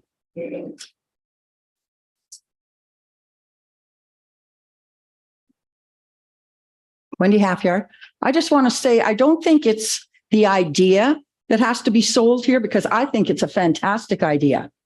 I think it's the location. Now, there are other homeowners that are against it, but didn't come here specifically because of the conflict of interest that I'm not even going to mention now. But it's a great idea. Not once did I say it wasn't. I just don't like the location. If I was in another residence, I wouldn't like the location, because it's a business. You're going to have traffic coming in and out. And I agree that each resident, if they're independent, may very well have a car. So I think you have to sell the location, not the idea. I think it's a great idea. We hear you. Thank you. Okay. Is there anyone else that's opposed to the application? Go up to the mic, please. And please identify yourself. I'm Carly Davenport. I live at 49 Strickland Street. Yeah. I'm a clinical researcher at the Toronto Western Memory Clinic, so I definitely have I understand the value of aging in place. My question is, I'm reiterating two earlier questions. I would like to know about sidewalks, and I think there will be overflow parking, and I'm curious how that will be addressed. My main question is about environmental assessment conducted, because I know that these are habitats, breeding habitats for provincially and federally protected species at risk. So I just want to know how that's been taken into consideration and how we're able to develop that land, and if we can look at the environmental assessment. All right, thank you. I don't know, Beverly, if you want to take that on. Okay.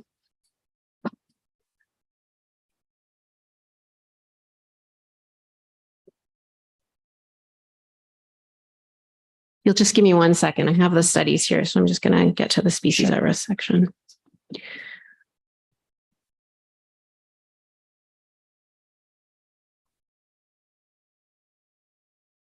So I'll just at a high level, because I'm an environmental professional as well. So there's species at risk legislation. The environmental impact study, specifically the natural heritage evaluation, did look at species at risk to identify whether they existed and to tell what permitting requirements may be required. I know that it was identified a permit was not required because there wasn't an impact to those species. I'm just trying to find the exact language. But there was an assessment completed, so I can speak to that. And I can also, if you want to give me your contact information, that's all public knowledge. So I'm happy to give you that study. And then for the sidewalks, so there is not sidewalks. You are correct.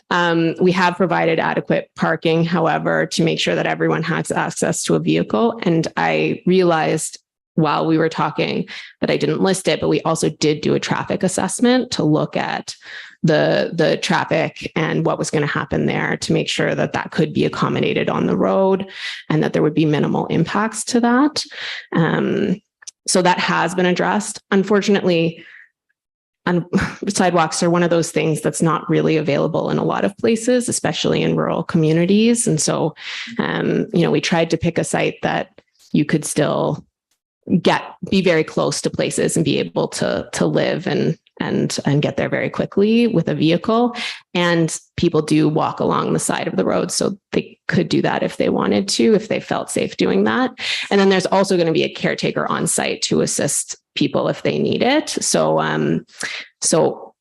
what can happen is there can be requirements to build sidewalks, but in this case, it's not a scale that would require that. So we provided an assessment as to why we thought the location was appropriate, given the fact that we were giving access to vehicles. And I'll just, there's always this question of why this location, but locations that are suitable are actually very difficult to find. So, we're picking the best one that we possibly can, and then trying to come up with all the recommendations that are involved to make it work. So just keep that in mind when we're talking about sites. That said, if there's any of our studies that you want to see directly, we're happy to provide that for you. Okay. Yeah. Thank you very much. Yes. Would you like to go to the microphone, please? And please state your name and address.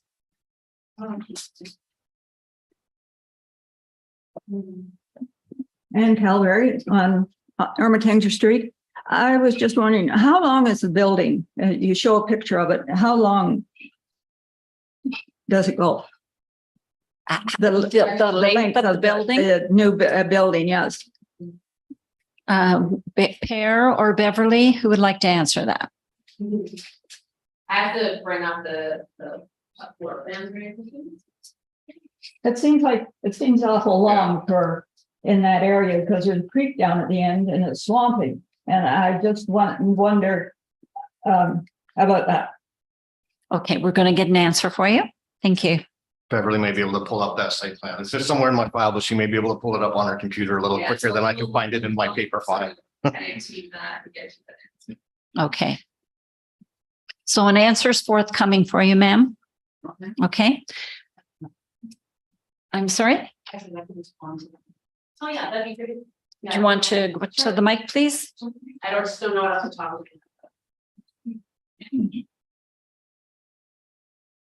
So Cindy Windover, member of the Abbeyfield Board. Thank you for the question. I'm not exactly sure the length of it either. I know it's on a 3-acre site. So most of your homes in Lakefield are on about 1/4 to 1/2 an acre. But the reason it's the building is so big is because we're on one level, because we're talking about a senior housing. So we're talking about accessibility. So to build a home for seniors and then have it on 2 levels or 3 levels, not that we do 3, but just doesn't make sense. So for accessibility reasons, we are doing all 1 level, which makes it a very large footprint. Also, each of the residences, each of the homes inside the house are a very nice size. So it's not just a bedroom that we want people to age in. We want them to have almost little condo units inside a larger home. So that's why the footprint is so large. It's mostly for accessibility because we want as many of our residents to be on the ground floor for accessibility. I know it does look huge. I know it does. I think we have an answer for you, ma'am. Yes, it does We have look an big. answer. Yeah. Yeah. Okay, so I've got the floor plans here. I just wondered because of the creek at the bottom and it does go get deep in the spring and this is all I was wondering, wasn't it? Yeah, and I can speak to that. So we have done a floodplain analysis, which looks at where, even at the highest flooding point, where that floodplain line is, and have located outside of that. And then also located outside of wetland areas, which get seasonally flooded, obviously. Coming down, that's all. Yeah, and so the drainage has been accounted for on the site. So we've done a stormwater management report, which looks at the drainage and water flows on site, directs them to infiltrate. Well, it's a bioretention chambers, which will infiltrate back into the ground and create less runoff than what actually exists currently on the site. So I can also provide that study for people to look at if they'd like. And then to your question on dimensions, so we've got 184 feet long and then 120.6 inches wide. Now, I will just, they've laid it out kind of in this, this E shape. And that's because then everybody can get access to windows, has access to the outside. So that's another reason it's not compact. Like if you put everyone in the center, then they don't have access to windows and high quality of life. But then the second part of that is also having it as just, it's up to 2 stories, but only 2 of the units are up at the top, the manager's suite and the student's suite. But by doing that, you're limiting impact visually because those really high buildings are the ones that people typically get very frustrated with. So in terms of what we're trying to accommodate, the size of the building has been accommodated with the stormwater management report and plans. Those will be subject to detailed design and implemented through the site plan agreement. And then similarly, the floodplain has been accommodated, as has the wetlands. And then there'll be conditions within the site plan agreement to make sure that all of those recommendations are implemented. I hope that answers your question. Okay. Thank you very much, Beverly. All right. Is there anyone else that's opposed to this application? Seeing none, I will now bring it to council. Are there any questions? You can direct them to Per or to Beverly. Councillor Boyko. I have no questions, but some comments if I could. Okay. Mayor Senes, I understand totally the objections to building this project on Ermatinger Street. When I was meeting and re-meeting people on Ermatinger Street last fall, there is a great deal of concern about the changes that are happening and will be happening along Ermatinger. The Abbey Field is one. There's great concern still of what's going to happen to Ridpath School, which is going to affect whatever happens. No one knows. The board doesn't know. There is great concern about the speed of cars going down Ermatinger. It's something that I've raised at the Peterborough Police Board, and I don't know if you noticed the increased police presence, but there is one trying to mitigate the speed. Something that staff and probably council are getting tired of me talking about is sidewalks. Not only on Ermatinger, but everywhere. I am always going on about sidewalks because sidewalks increase safety. They increase safety for everyone, but especially for seniors, for young parents pushing baby carriages, for runners, for everyone.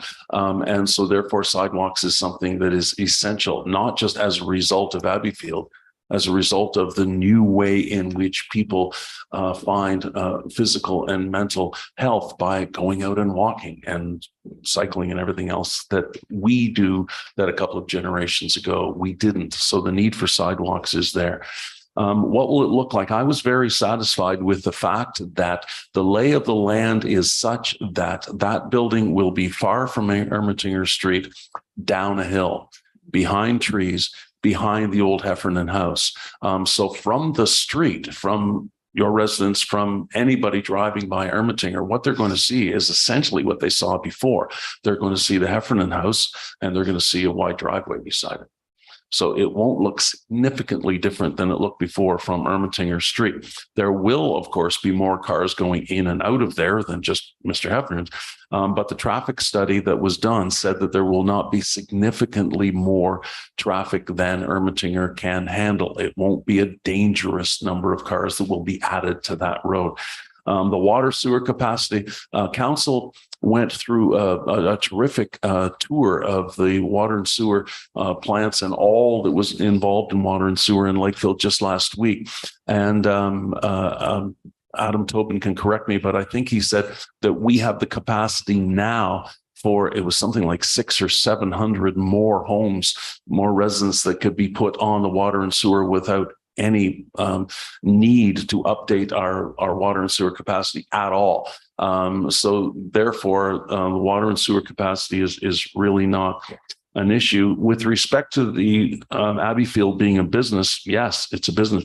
There are many businesses in Lakefield. Every apartment building is a business. Somebody buys it, somebody rents it out. With respect to the I hesitate whether I should bring this up, but Deputy Mayor Black's influence over council with respect to the Abbeyfield project is no greater or less than Deputy Mayor Black's influence on anything else that council's dealing with. He's one vote on council. The mayor is the mayor. But in terms of her power on council, she's one vote, just like the rest of us. So I think that Deputy Mayor Black is to be commended for having taken on this project long before he even considered running for council. And I think it's only right and property that he remains the president of Abbeyfield while he's on council, because he doesn't discuss it with us. He's never discussed it with me. And he needs to, as he did appropriately, leave the room when this is being discussed. He's probably sitting over there thinking, what the heck is taking us so long? He's probably nodded off over there. So please don't come to us with accusations of there being some corruption, because there is none, zero. So with all of that said, I know that there's fellow councillors, the mayor may wish more. But what I wish to do at this point is to congratulate all that were involved in bringing this project forward. It has taken years to do. I spoke with Dewey Jones, I don't know how many years ago, about this project, and it has been many years to find the land, to develop the plans, and to complete the long and complex process to get at the stage that we're at today. I wholeheartedly support the project. I have read recently in reports that we have in other parts of this meeting that Lakefield and Selwyn have 25% of its population as seniors. which is higher than Peterborough, higher than the rest of Peterborough County, higher than most other communities in Ontario and in Canada. So therefore, it is Abbeyfield and projects like it is something that we need to do, that we deserve. The people who are living in Lakefield deserve to have an Abbeyfield and such similar projects done to help those seniors who wish to remain in place and not stay in place and be stuck in place. I like to that. So again, with thanks to all involved in Abbeyfield Lakefield, I would like to, knowing the discussion is still coming, I would like to move the recommendation for the bylaw rezoning and the official amendment rezoning. Thank you very much. And we have a mover for the recommendation, seconded by Councillor Henry. Are there any other comments or questions with regards to the application? I too want to commend everyone who's been involved in this project over the years. I think it's another great example of the tenacity, hard work, and passion that volunteers bring to our community. Ma'am. And I am proud that this kind of development, which is unique to Canada, I believe there aren't many projects that are of the Abbeyfield group that are in Canada, and I'm proud that it's going to be located in Lakefield and in Selwyn. So again, I thank everyone. We have a mover and a seconder for the recommendation, and I will call the vote. All in favor? That is carried. Thank you. All right, we're going to move on to another deputation. I'm not sure if people are wanting to leave or stay for the rest of the council meeting, but maybe we will take a 3-minute break to allow the gallery to leave. Thank you. If you're one person talking.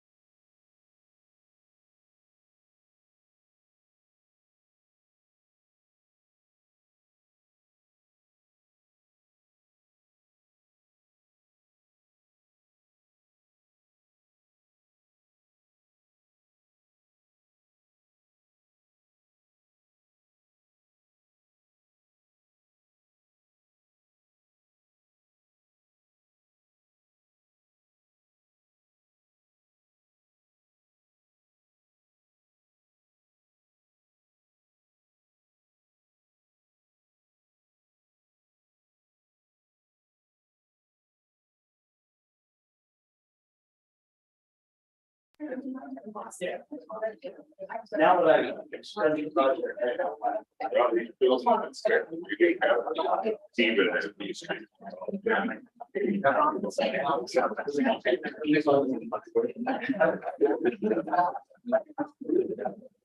Scott, you're done. John.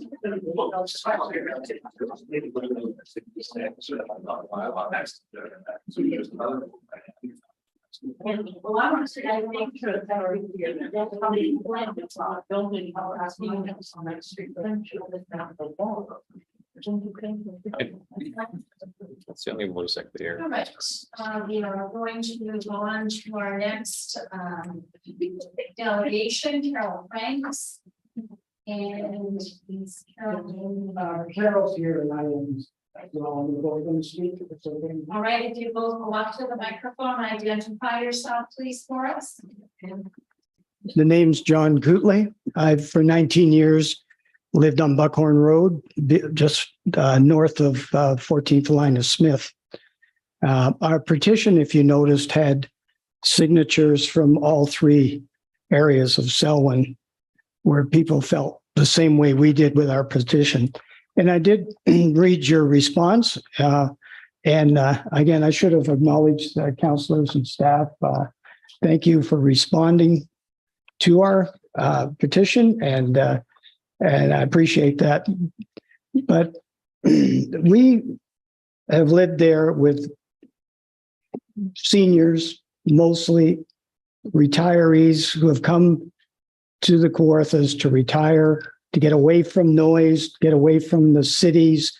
My one neighbor, Wally, who's sitting here, she's 89 and 40 years have lived on that street. And it's just recently we've had these short-term rentals bought up, and I'm sure some even here in the council chamber today may own a short-term rental. And we're not against short-term rentals. We're not trying to put anybody down. It's for the purpose of making profit. But recently we've had at least 5 of them, houses sell, and of course at a higher rate than they're worth. And they turn them into short-term rentals. My purpose of speaking is to tell you what we experience living next to them. The house to my left, if I'm facing Chemung Lake, had been a family home as long as I'd been there, has a small septic system, 500-gallon tank, has a dug well close to the lake, and they rent out to 20 people, 18 people, 25 people, and they run out of water. There's no water. So they're not flushing toilets. What they do is they fill up the septic quickly. For days after they leave, I can't go out and sit outside on my deck because of the smell of the septic system. And if you've ever smelled a septic system that's backed up, you'll know what I'm talking about. Noise. I had to sit in my living room with the headphones that you use to drive a tractor to kill the noise so I could sit in my living room. This is not just one happening. It happens all summer. An example closest to this, and I'm concerned about the environment because I end up pulling garbage out of the lake, candy wrappers, food wrappers, all kinds of junk. It's all over my lawn. This weekend, or past weekend, sorry, the owner had his family up, 20 some people, and they walked all over my property like it was a park. And, they're making noise and that, but I've been able to talk to him and he's changed some of his ideas, mainly because there's no well water and the septic backs up. But on the other side, I have a lovely couple with a young child. And on the next house over between Wally and them is another short-term rental. On Sunday or Saturday and Sunday of this past weekend, I counted 23 people. And they had a large speaker with a microphone that went on for 2 whole days. And Mrs. Doust, Wally Doust, can tell you it vibrated her home. Her floors and walls were vibrating from how loud the speaker was. What you answered to our petition is good if you're a permanent resident, if we have to deal with permanent residents. But this group of people came up. They had fires burning. We've had others that fire off fireworks almost every day of the weekend they're there, or even during the week if they rent for a week.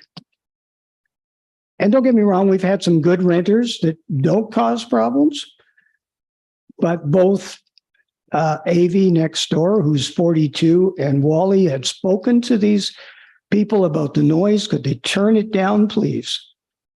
It's shaking our house. And bottom line is, they essence said, F you. We paid $5,000 for this weekend. The owner told us we can do whatever we want. Monday, Wally and Avi had to take a hose and put out the fires they left burning as they left the property. So what I'm asking for, I know we have all the bylaws to cover these things, but what we should be doing is licensing these establishments because they were a business. Charge them a business license.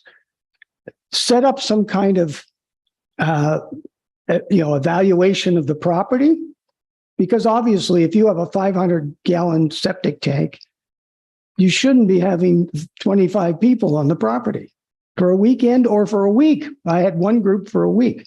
They ran out of water. I had to tell them how they could get water out of the lake. Go get a bucket and dump it in your toilet instead of leaving it sit there. Smoke blows into your house because you got a fire going all weekend and you can't open a window. Like it's our life that's being affected. And we're not trying to, stop any business or anything, but I'm asking, we need to put in some rules and regulations for short-term rentals like this. These owners are from Mississauga, Brampton, Toronto.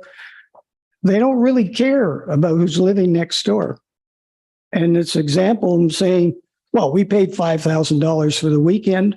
We can do whatever we want. It's cottage country. Well, no, it's a residential spot we're living in. So I beg you to come up with some method of regulating this, because it's driving people out of their homes who have been there for years. We've already had a couple of houses where people have sold because they can't stand the noise and what they're putting up with. If you look, Kawartha Lakes, City of Kawartha Lakes have been working on some rules and regulations, some fines. And if the owner doesn't comply with the rules and regulations of the township, they close them. That's what they're thinking of doing. And they're trying it out this summer. And it doesn't put anybody out of, somebody buys a cottage and they want to rent it for 2 or 3 weekends or a month to help, support buying the cottage. I don't have anything wrong with that. But when they come up here to party, like it's a speakeasy for 2 to 3 days, I'm serious. I mean, when you've got a 3 to 4 inch speaker blasting 200 feet out, we can hear it 5 houses away. It's affecting the whole neighborhood and our health. It's interesting. We had a seniors presentation for a seniors building talking about seniors welfare, aging in home. And your response, call the police for noise, call the fire department they're not going to be happy with us calling every weekend. Ask the fire chief. I don't think he's good. Yeah, I know, but after a while, I think we get to you if we're calling several times a week. Anyway, that's what I wanted to present today, and ask you, look at Kawartha Lakes, look at Duro Drummer. Some of those, townships are working on bringing in some regulations, some fines, some controls, some inspections. Building inspections. Are the buildings safe? I mean, these are people. For example, the people to this week that rented the house on my left are 3 couples with two little girls. And they had to put up, you can't put your kids to bed because of the noise of these other people. They're fine, they're fine. But again, when they arrived, the house was filthy. The lady told us that the bed sheets had blood on them. I mean, they've just paid to rent this place and it's a filthy mess. And they're paying a large amount of money. Carol, do you have something you'd like to say too? Or have I covered it all pretty well? That's some comments there. Okay. Thank you for listening to us. But I'm begging you, for my own sanity, bring in some regulations. It's a little high for me, but my name is Carol Franks. You have to get close to it, ma'am. My name is Carol Franks, and I grew up in the Kawarthas. My family are Peter Robinson settlers. So we've been here a long time, teaching, building schools, building roads. I came back from different jobs in different countries, and I bought this cottage up on Upper Shamong because I'm related to lots of people around here, and I just like the Kawarthas. But I too have an Airbnb beside me. I call them Airbnb because that's the popular term for them. Most people don't know short-term rentals. They know these apartments and houses that are rented online to anybody in the world. The owner does not know who they are. They could be a serial killer, and you would not know you were renting to them. The house that is rented beside me was a home. It had children and a family. And now we've taken that off the market, and we have people coming every weekend. I have been on their case from the beginning because they were 2 men from 905 that bought it, said it was for their family. Obviously, that was not true. They lied from the beginning and rented it immediately we have 10 people, 12 people, 2-bedroom house. Their septic tank is not big enough. They've got a well near the lake as well. So there's all of those service issues. We've had dog problems. We've had garbage problems, and thank you to the township. They fined them $500 for the garbage, but that took 6 weeks and endless phone calls. I called animal control 3 or 4 times. I've talked to Bob Kelly a couple times because they renovated. They've added a whole new living space to the 2nd floor, which was an attic, without building permits. They added a bathroom without a plumbing permit. It's a fire trap. There's no way out of that attic. It goes into the kitchen, the stairway. I actually went to the fire department, but you sent me to the township. But it's a fire trap. And there's parking. This past weekend, there were 5 vehicles parked in a space small, just like about this big. The weekend before, 2 great big black trucks, 2 great big boats, and 2 great big trailers, plus all the people. So I am totally fed up. And I have your proposed resolution where you contact all the bylaw people. I do it, but I'm able to do it. I used to be a reporter. I worked for the federal Ontario government. I know how to get action, but not every senior can. Not every senior has the time. I really don't want to spend the summer doing it, but I'm not letting this go on without these people facing some repercussions. I would like you to look very seriously at the bylaw that was enacted at the city of Kawartha Lakes on June the 20th, I believe. I've talked to the county clerk there. They are setting up a whole unit because they're a 1-tier system. So they have the money and they're doing all the townships in the old Victoria County. They're having a 24-hour hotline because it's on the weekends when no one's around that you need help. They're going to make people pay. They're going to demerit them if they aren't following the rules. Is there any way, I know that Selwyn's a township and you don't have the resources that the city of the Kawartha Lakes does. I know that. And I understand that. But is there any way you could contract services? I know you contract fire services. Contract the use of their hotline so that we've someone to call. And then on Monday morning, you can see all the problems that have existed in your township. Maybe you could contract some of their enforcement services because they are setting up a unit that they could respond and check. Like, there's way too many people in these houses. There's health concerns, public health, septic, and fire, as far as I'm concerned. So thank you for your time. And as we continue to live the Airbnb dream as seniors, we hope you can do something for us. Thank you. You were correct when you mentioned that the city of Kawartha Lakes is bigger than Selwyn. They have a population of 78,000, a lot more money that they can deal with this kind of thing. In fact, they're setting up the licensing. They have hired 4 people to deal with that. Yeah. We don't have those resources here in Selwyn. We're a population of just under 18,000. And we do have regulations in place. It does mean that you have to make phone calls, but even with licensing, the people have to make phone calls to complain. So it doesn't change the way you would be acting to try and deal with these problems. Yeah, I'd only be dealing with one unit. I wouldn't have to phone 4 or 5 different offices. I would just phone there. Yeah. Yeah. Okay. So I was just making those comments with regards to the comments you had made, but I don't know, Rob, if you would like to speak to this because you're usually the first point of contact. Yes. Through you, Mayor Senes, we do have the enforcement protocol in place, which involves confirming violations of our nuisance bylaws, open air burning, property standards, noise, and our animal control bylaws.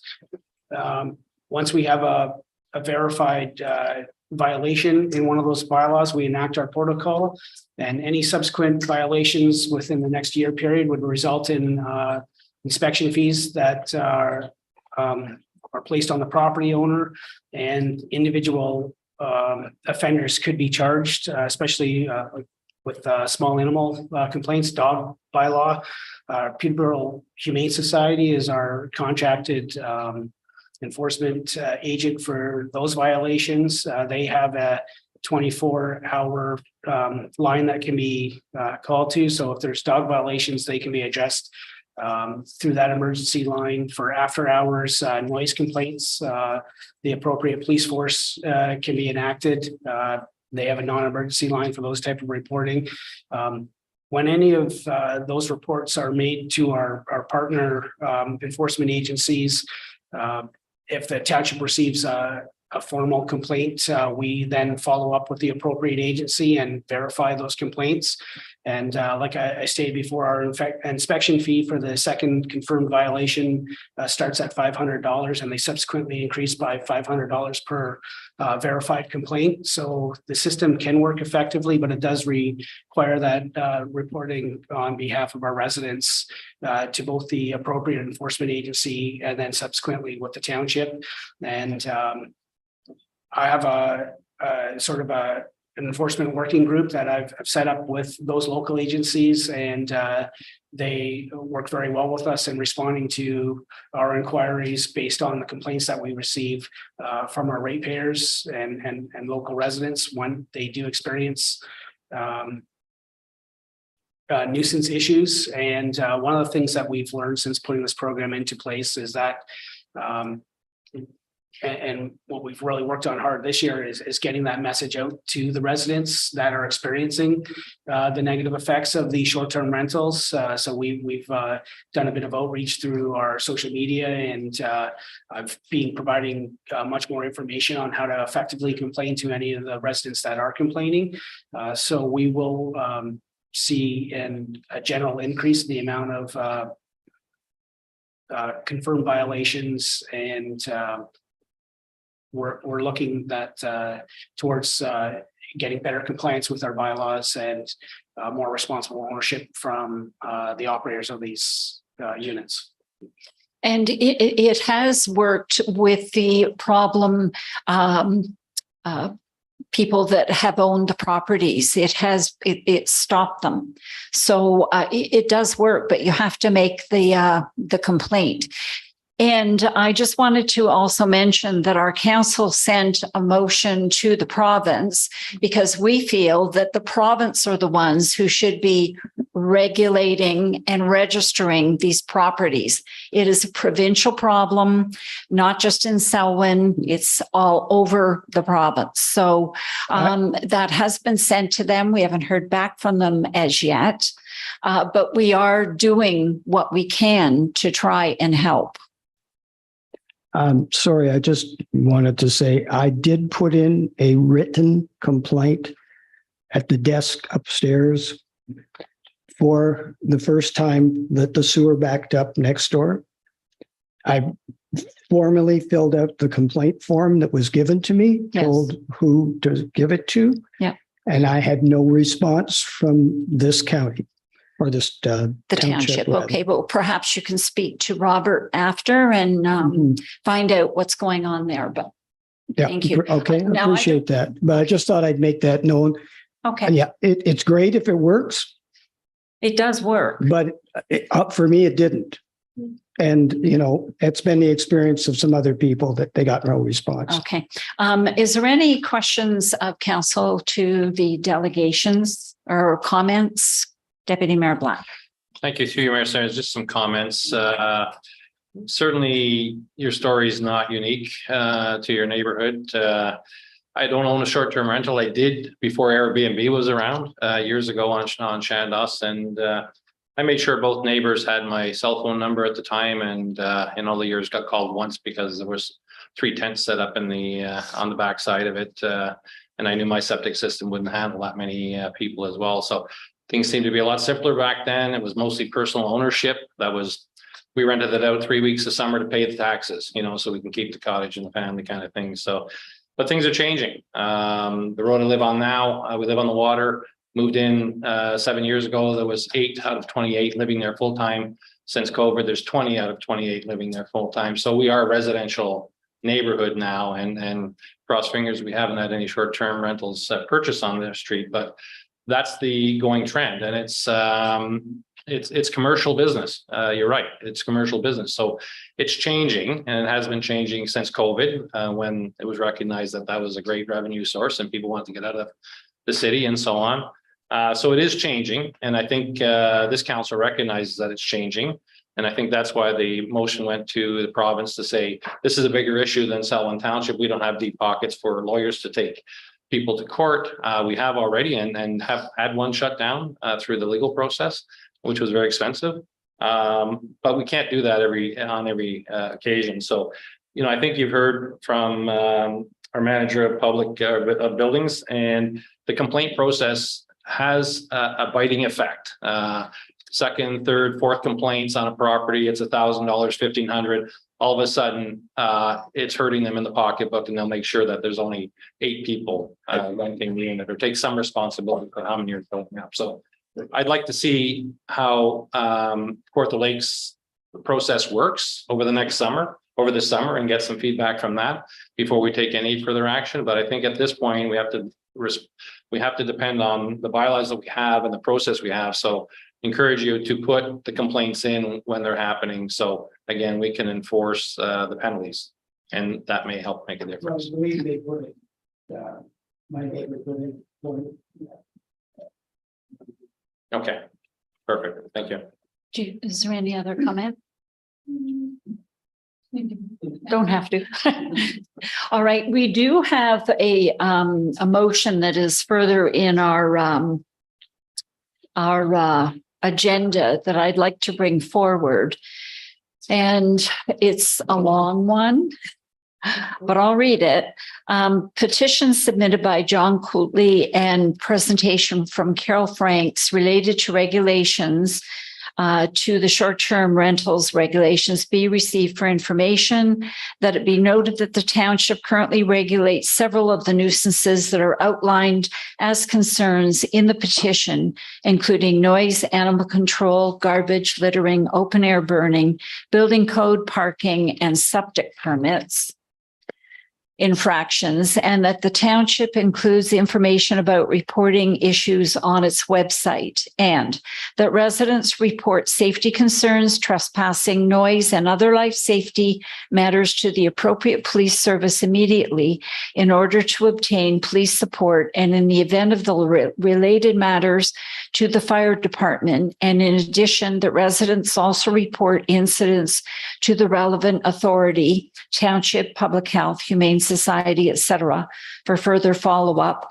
And in the case the relevant authority is not the township, additionally report to the township, and that the residents be advised that the township uses a complaint system in order to commence an investigation which tracks infractions, allowing for the township to change property owners with an inspection fee, charge property owners with an inspection fee, including escalating fees for continued infractions to gain compliance, and that a copy of the June 27, 2023 council resolution be provided to residents, asking them to contact their local MPP to request the province move forward as soon as possible to legislate that all third-party short-term rental brokerage companies, for example, Airbnb and Vrbo, to appropriately manage and be responsible for their listings, and to compel compliance, that the province establish the requirement for STR companies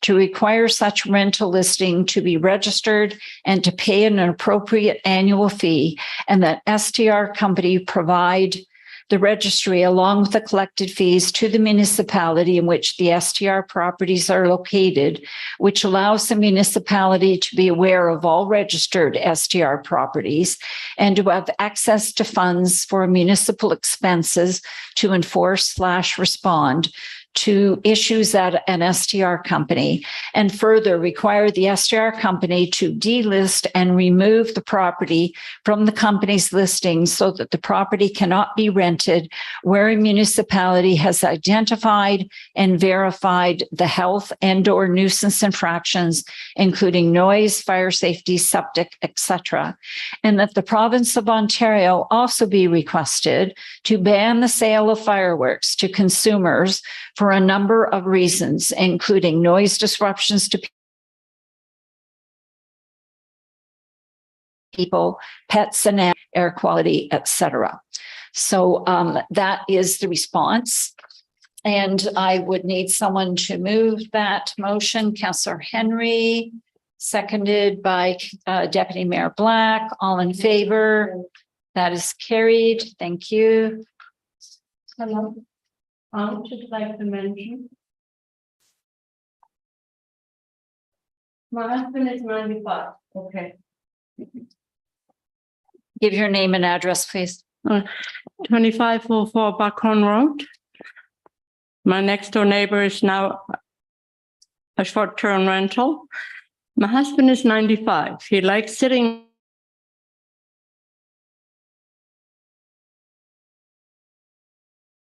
on his patio. When we complained about the racket and us, go in the house and shut your window. Who told you that? The people renting last weekend, 25 people. All right. Well, there is a mechanism that you use to make a complaint, and that's what we're asking you to do. There is something in place and it does work, ma'am. Well, my son sent an email to the township, but I guess I have it here. And he got an email back that I forget now, he has to send it somewhere else, and we have to phone the OPP, and then and on and on and on. That's what you have to do. Yes. Yes, that's what you have. And they had their fire pit going. They came Friday. They had it going on Friday. They put cement blocks in and they cooked all their meals on that thing. And we have prevailing winds and our house smelled like their food. And when they left on Sunday, the fire was still smoldering. And like John mentioned, I went to check it out. And then the next door to them, Lily, and he gave me a hose and we had to extinguish it. Yes. He told them to shut it down or tone it down.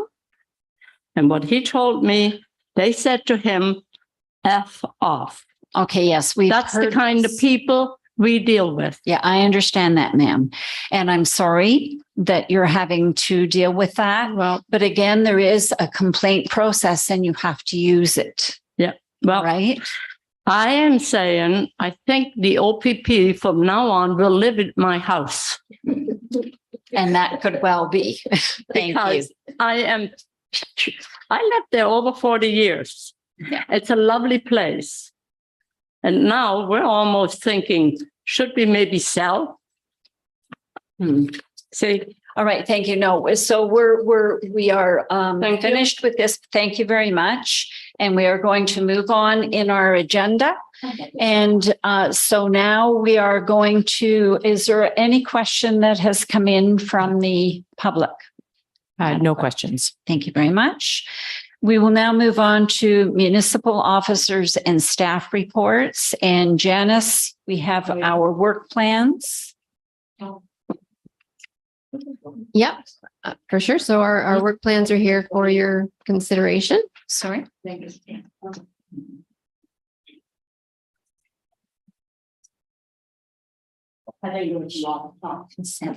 Okay. We're not there yet. I'm just gonna mention the consent item so that we'll take stock of it. So, Thank you. Sorry, Janice.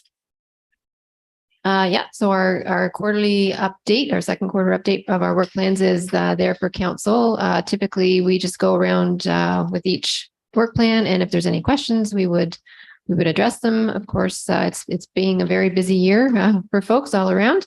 Lots of projects on the way and lots of things to deal with on a day-to-day basis. Certainly, as you know as well, we have had some retirements. We've had some recruitments that have had to occur, and that always adds a lot of extra work to the plates of our managers as well, just keeping things going and training and again, just keeping day-to-day business happening. So lots of commendation to our managers and our staff for keeping things going in the face of those difficulties. Okay, thank you. So we're going to go through each department as we usually do. So are there any questions on for the Chief Administrative Officer? Seeing none, Building and Planning Department. One question. Councillor Boyko. Thank you. When I read these reports, I guess the second time we've read through all of these reports, I am always amazed by the number of balls that staff have in the air and how skillfully you handle them. We are so lucky in Selwyn Township to have the skilled staff that we do. So thank you. I say publicly what I often say privately for all of the work that you do. It's truly amazing. With respect to the Building and Planning Department, the bylaw development with respect to refreshment vehicles, it said the bylaw and regulations are complete. True. I remember passing those, or at least voting to pass those. But the protocols are still to come, and they're not mentioned in that. So when is there a prediction as to when those protocols will be coming forward? The protocols are the details of that will add detail to the bylaw that was passed. Do we know when that's coming forward, or at least a guess? I'm not asking for a specific date. Through you, Mayor Senes, I believe the clerk would be the appropriate one to answer Okay. that question. Sure. Yes, that's in our department's work plan. It's actually under the fundraising and sponsorship strategy. Oh, because that was one of the recommendations that came out of that process. Okay. So we're actually going to kick that off next week. and probably have something back at the end of this year for council to consider. Okay, good. Thank you. Thank you. All right. Is there anything for corporate and community services clerk's department? Councillor Cool's. Thank you through you. I just want to clarify on page 4 under the marketing. Sorry, let me pull this up. Yeah, it's under communications and marketing tab, and it's on page 4. Promotion of various municipal services, events, programs, including. What are we doing with the video segments? Because it keeps coming up on the plans, but I'm not hearing anything about them. Can you just clarify what's going on there? Yeah, sure thing. So we actually have not initiated those video segments. It was our intention to kind of look for some very specific topics, create some videos around it and post it on YouTube, but unfortunately, we just haven't had a chance to get to those yet. Yep. Thank you, through you. I'm just wondering for next time, because you guys have like 3 or 4 bullets there and it says ongoing for all. Is there any way we can break those up and clarify just in progress? It would just help because I wouldn't. Yes, sorry about that. Yeah, I see that. Yes. All right. Is there any other questions for corporate and community services? Financial services. Fire department. Councillor Boyko. I have one through you, Mayor Senes. You mentioned the 4th action item. I'm looking at recruitment, and then I look again where the graph where it shows calls to service to date in 2021, there were 564. In 2022, there's 692. And 2023 to this point, it's 726. So the calls for service are going up. Is there a prediction that the recruitment will need to match that graph going up, that we will be needing to hire and bring on to serve more firefighters? It may come a time that, we might have to do a different way. If, it says 726, or actually it's 768. 768, yeah. And it's not going down, but we may have to change the way, we, put people in the fire hall at certain times of the day. We're a long way from having full time. That'll never happen for a long time, but we may have to do the platooning, maybe certain people that are on at this time if they're available. It's not too bad yet, but if it keeps coming, but even if we have 600 more houses go up in Lakeville, it's maybe another 1,200, but I think it's manageable. The one thing we do have to get under control, and hopefully that's coming in the future with the Ontario government, is the medical costs. Yes. That's our major pain in the. Well, 70% of your calls are medical. Yes, Yeah. It's never been below 60 for years and years. So again, I'm hoping next week that maybe the deputy and I can go talk to the manager at CAC and Lindsay and just, get a feel what's going on. There is programs that are supposed to be starting in the province through the provincial government to help change some of the way the dispatching is done in the CAC centers. So this has been going on for 3 years, so nothing's really pushed. So that may be something we need to maybe as municipalities start pushing. We're not the only ones. See, it's kind of different that we seem to be getting more of these types of calls we shouldn't be going to than maybe certain other municipalities, even in the county. But we seem to get our share of ones that we're actually not on our tier response. So if we can start a little bit again, and it has helped in the past with talking to the CAC manager. So, we'll start there at this point till we see where the Ontario government goes. I see. Good. Thank you. Right. Thank you. You have something for human resources, Councillor Koulos. For the customer service survey, can you just give a bit of history of this? And my kind of 2 questions there is there a generic template? Do we do this every year? Just wondering where we're at with that.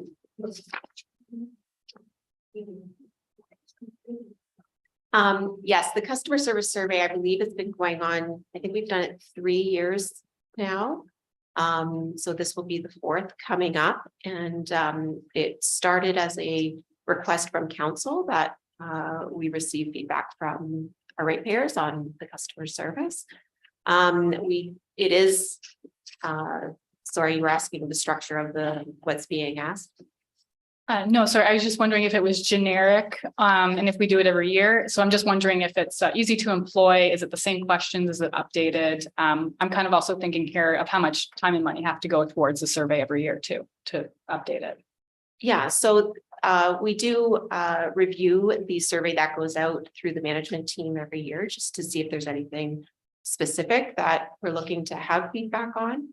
But it's typically pretty generic, and you know, people are able to comment on across the board services that we provide.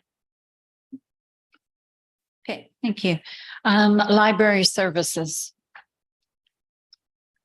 Parks and Rec. Deputy Mayor Black first. Yeah. I got my hand up first. Yeah, thank you through you, Mayor Senes. Just regards to and Mike's not here, I guess, at this point. Regards to the proceeding with the recommendations of the marine utilization study, mostly with respect to dockage. I'm not in favor of adding dockage in the marsh in the campground, but I think there is an opportunity to add some dockage at the current marina. I was there for the Jazz Festival, and you know, we're a very fortunate community to have things like Jazz Festival and Literacy Festival, all of those things going on there. But it looked to me like most of the people that were docked there were permanent summer full-time people. So people don't have the ability to come by boat to some of our events. So just wondering where we're at with respect to, I know Mike said needed to talk to Trent Severin with respect to licensing or permits or that sort of thing. Have we moved along at all with that? We do actually have a meeting coming up in the next few days, actually, with Trent Severn Waterway.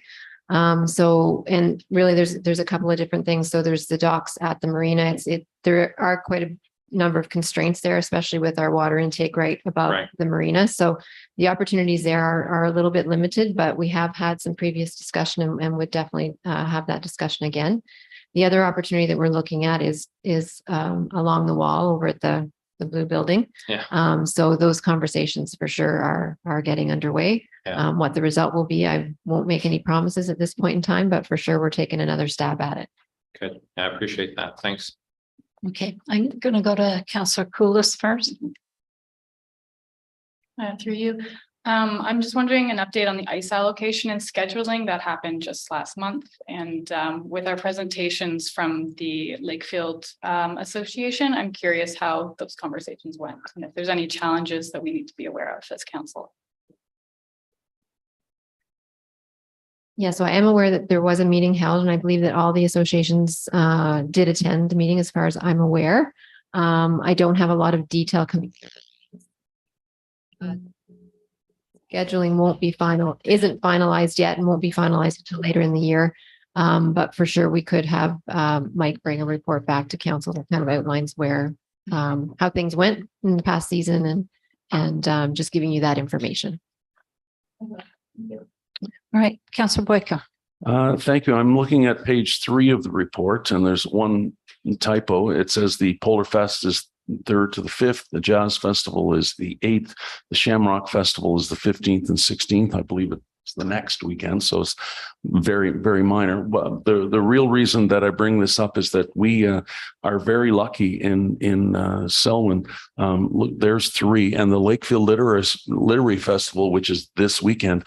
We have all of these festivals, which not only make this a richer community in which to live, but draw people to Selwyn, to Lakefield, and to Selwyn to celebrate with us. And so in that vein, I recently, a number of months ago, joined the Jazz and Art and Craft Festival board, and I was very happy with the professionalism of the people that are on that board, and I want to publicly mention them by name. Ed Barber, Gail Grant, Vern Hope, Al Grant, Ning Nai, and our staff members, Mike Richardson and Amy Stevenson. Now, on the Friday, the Saturday, and the Sunday, there were a number of our staff also that worked exceptionally hard and putting up snow fence and doing all kinds of things to prepare and to run and to clean up from the festival.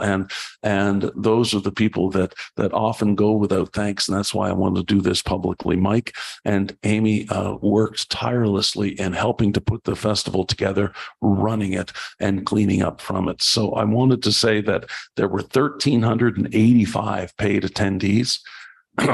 If you add the vendors and the children who got in free and the volunteers and the sponsors, the musician, well over 1,600 people were there at Isabel Morris Park on Saturday, enjoying the music and the food and the arts and the crafts and the fellowship of being there. So I want to thank all those people for making the Lakefield Jazz Art and Craft Festival a very special event and very successful event indeed. Thank you. Thank you. And Councillor Henry.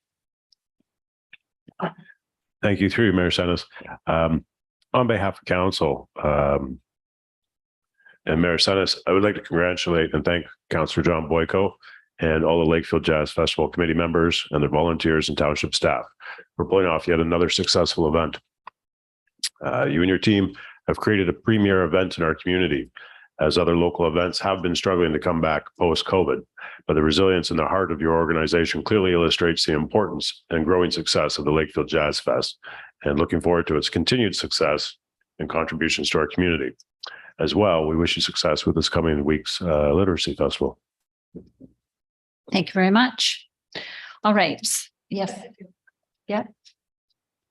I just had a clarification question about the facilities condition assessment project.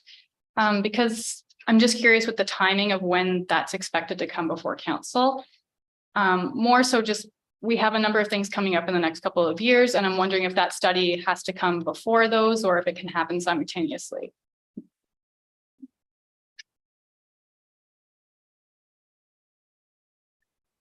Yeah, so just in general, the study is well underway and the tours of all the facilities have been done. They've gone away and they're doing all their work. I think as was maybe demonstrated before, there's going to be a lot of detailed information that comes back as part of that report, and it will definitely feed into our asset management plan.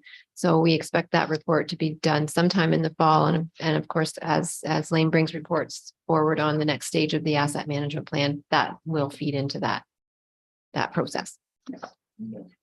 Thank you. All right, and Public Works, any questions? Seeing none, is someone ready to move the recommendation? Deputy Mayor Black, Councillor Henry, all in favor? That is carried. Thank you. Right, we'll move on to, lost my agenda.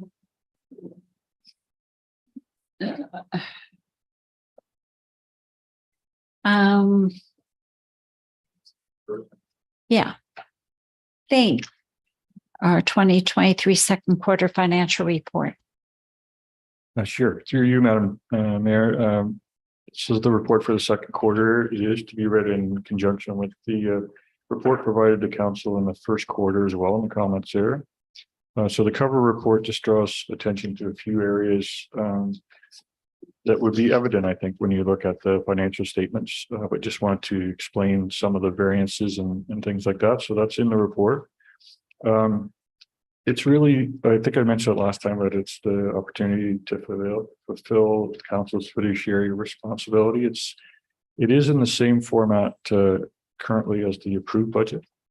And it's the second report of 2023. So we really only provide 3 of these a year. I recognize it would take some time to review, but there's only really one more report coming in October. And then as far as the fourth quarter, we basically provide that when we go over the budget process, outline where we are in that process as well. So I don't really have any concerns at this juncture. There is a few comments with respect to recreation where Mike and I need to take a look at some unforeseen startup expenses at the campground and things like that, just to ensure that we have that all under control with our first year of work running. But could answer any other questions the council may have. Right, thank you. Are there any questions of Lane? Deputy Mayor Black? Thank you through you, Mayor Sennis. Thanks for the report, Lane. Great report as usual. Just with respect to the building permit revenues, comments come back again with respect to the new format and not meeting expectations around revenues, even though we're working harder than in the past, it seems. The revenues aren't there. So what's the plan with respect to adjusting those fee schedules? Is there a schedule for that coming back to council, or can you kind of update us on where that is? I might turn that over to Robert just to field that question. Through you, Mayor Sennis. The deputy chief building official and myself have started undertaking a process of reviewing the way the fee structure was set up. And we are going to make some changes to the way that those fees are broken out. Looking at improving efficiency on our side and also making up maybe some shortfall in some of the predictions that were made in establishing the current fee structure. It's a bit of a guesswork game, taking the best available data and trying to project what our future building permit activity will be. So there's no true exact measure to implement a change like this effectively. So we're going to take the best data that we have available, and we'll be bringing those proposed revised fees. I think we're aiming at September at this point to bring them to a public meeting, but there will be a report coming later this quarter, and we'll have an opportunity to have a more fulsome discussion at that time. Just follow up. Thanks for that. Yeah, it is not an exact science. That's the challenge.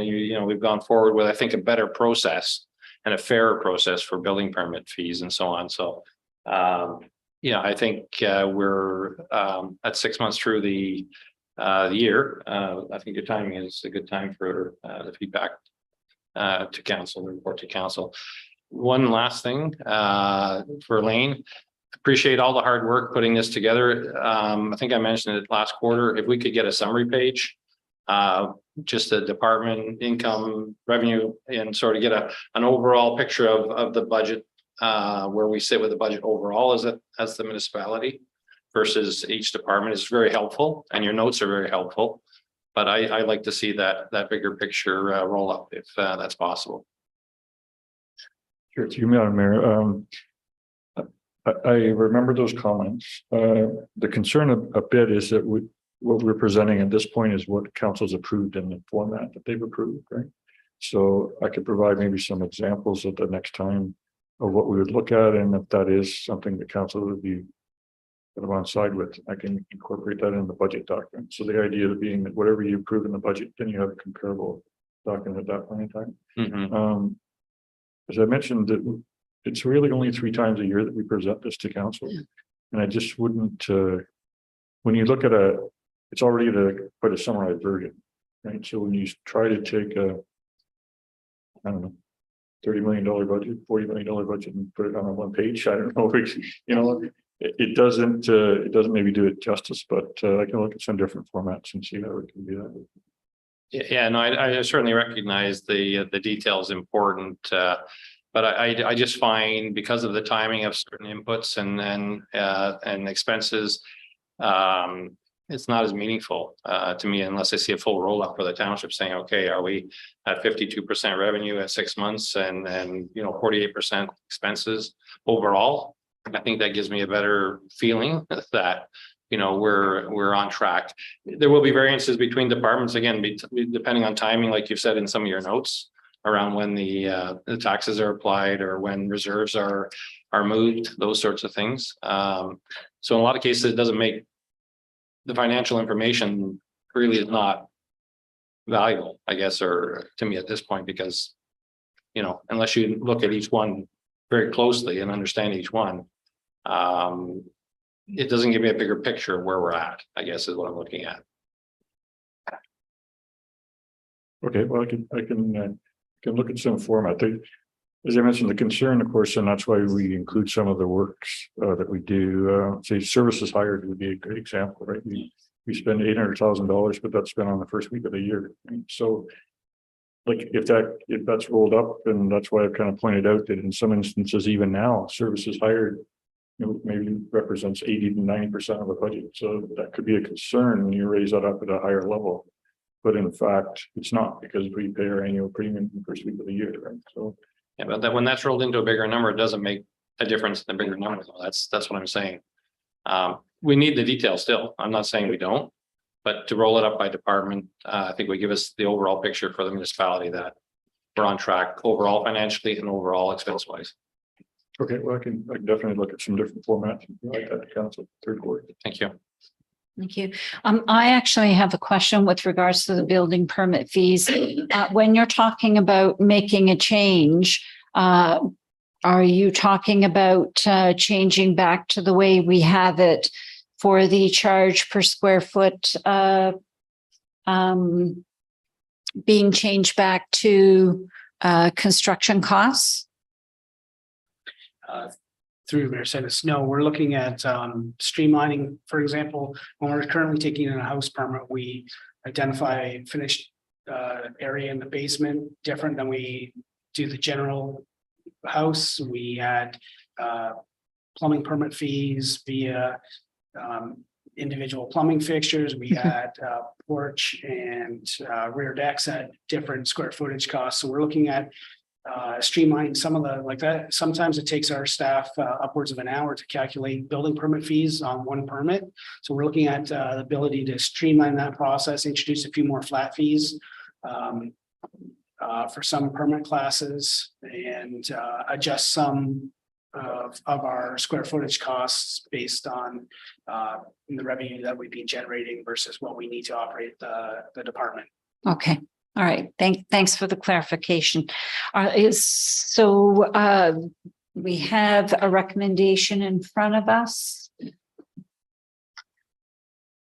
that the information from our manager of financial services be received for information. Moved by Councillor Henry, seconded by Councillor Boyko. All in favor? That's carried. Thank you. Lily, we have Climate Lens tool introduction. Yes, good afternoon, Mayor and Council. Today I'm bringing forward a report providing an introduction to a Climate Lens tool and asking that Council receive that report for information and direct staff to develop a Climate Lens tool for Council's consideration. I'll just really briefly summarize my report. A Climate Lens tool is really designed to integrate the consideration of climate change into municipal decisions. It's typically a list of questions that help staff consider how projects or decisions might impact and or be affected by climate change. The tool might ask staff to consider how a project would contribute to greenhouse gas emissions, for example, or impact the environment. Examples would be provided, for each question to ensure that staff understand how to use the tool and how each question applies to a variety of projects. And the results of that tool could be included in the environmental impact section on reports to Council. Developing this tool supports the Township's climate change action plan by ensuring that climate change is a priority that is being considered in municipal projects and decisions. And it also ensures that the Township is continuing to take action to minimize our environmental footprint and prepare for the impacts of climate change. So that's all I'll say in regards to the report, and I'd be happy to take any questions. Thank you. Any questions for Lily? Councillor Colas. Through you. I think what would be really helpful too is that when you develop this and it's finalized, if you could do a rundown for us too, because we're the ones reading it, right? And yes, to the public as well. But I think that would be helpful just so we're all on the same page. I don't know if you guys are planning on doing a session or if you wanted to present it to Council again, but just kind of a rundown of how you guys have decided to do it. I know it's still in the works, so. Yeah. Through you, Madam Chair, it would be something that we're going to develop in sort of a draft phase and bring it back to Council for approval. So certainly I could provide an example of how that lens would actually be applied to a project. Thank you. I'm looking for a mover for the recommendation. Counselor Henry, Counselor Koulis seconding, all in favor. It's carried. Thank you. Consent items. Is there anything that any member of council wants pulled? Council, Deputy Mayor Black, So it's A correspondence. which correspond?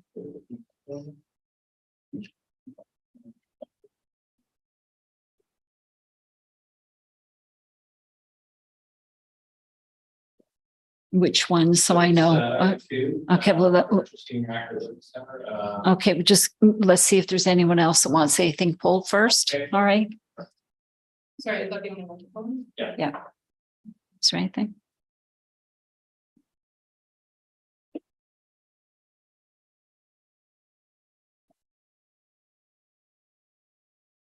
No? Okay, no. All right, go ahead. Just want to speak in support of item 2, Ministry of Tourism, Culture and Sport, Provincial Seniors Active Living Center Grant Program. Jane Culver from Beach Friendly Peterborough West Pier, was hoping to either answer any questions with regards to it. It's with regards to the grant.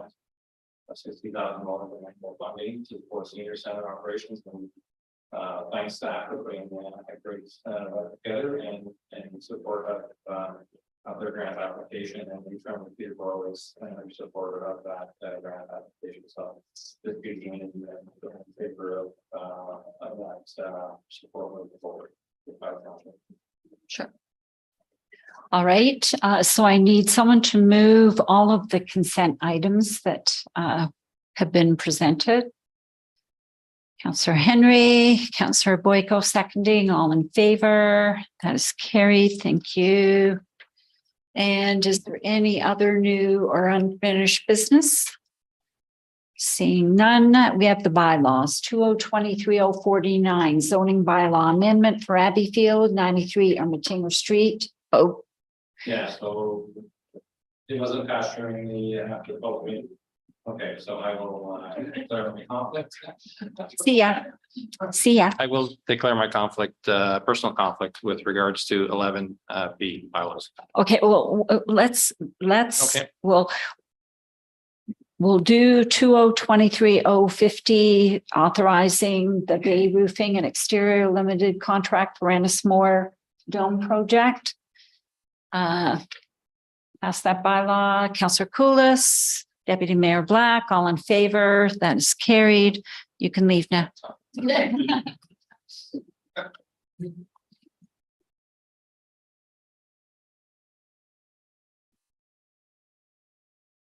All right, 2023-049 zoning bylaw amendment for Abbeyfield, 93 Ermatinger Street, C 0622. Moved by Counselor Henry, seconded by Counselor Boyko. I'm getting tired. All in favor? Carried. And our confirming bylaw, 2023-051. Moved by Counselor Henry, seconded by Counselor Koulis, all in favor. That is carried. And adjournment. Moved by Counselor Deputy Mayor Black, seconded by Counselor Boyko, all in favor. That's carried. Thank you. Have a good afternoon. I'm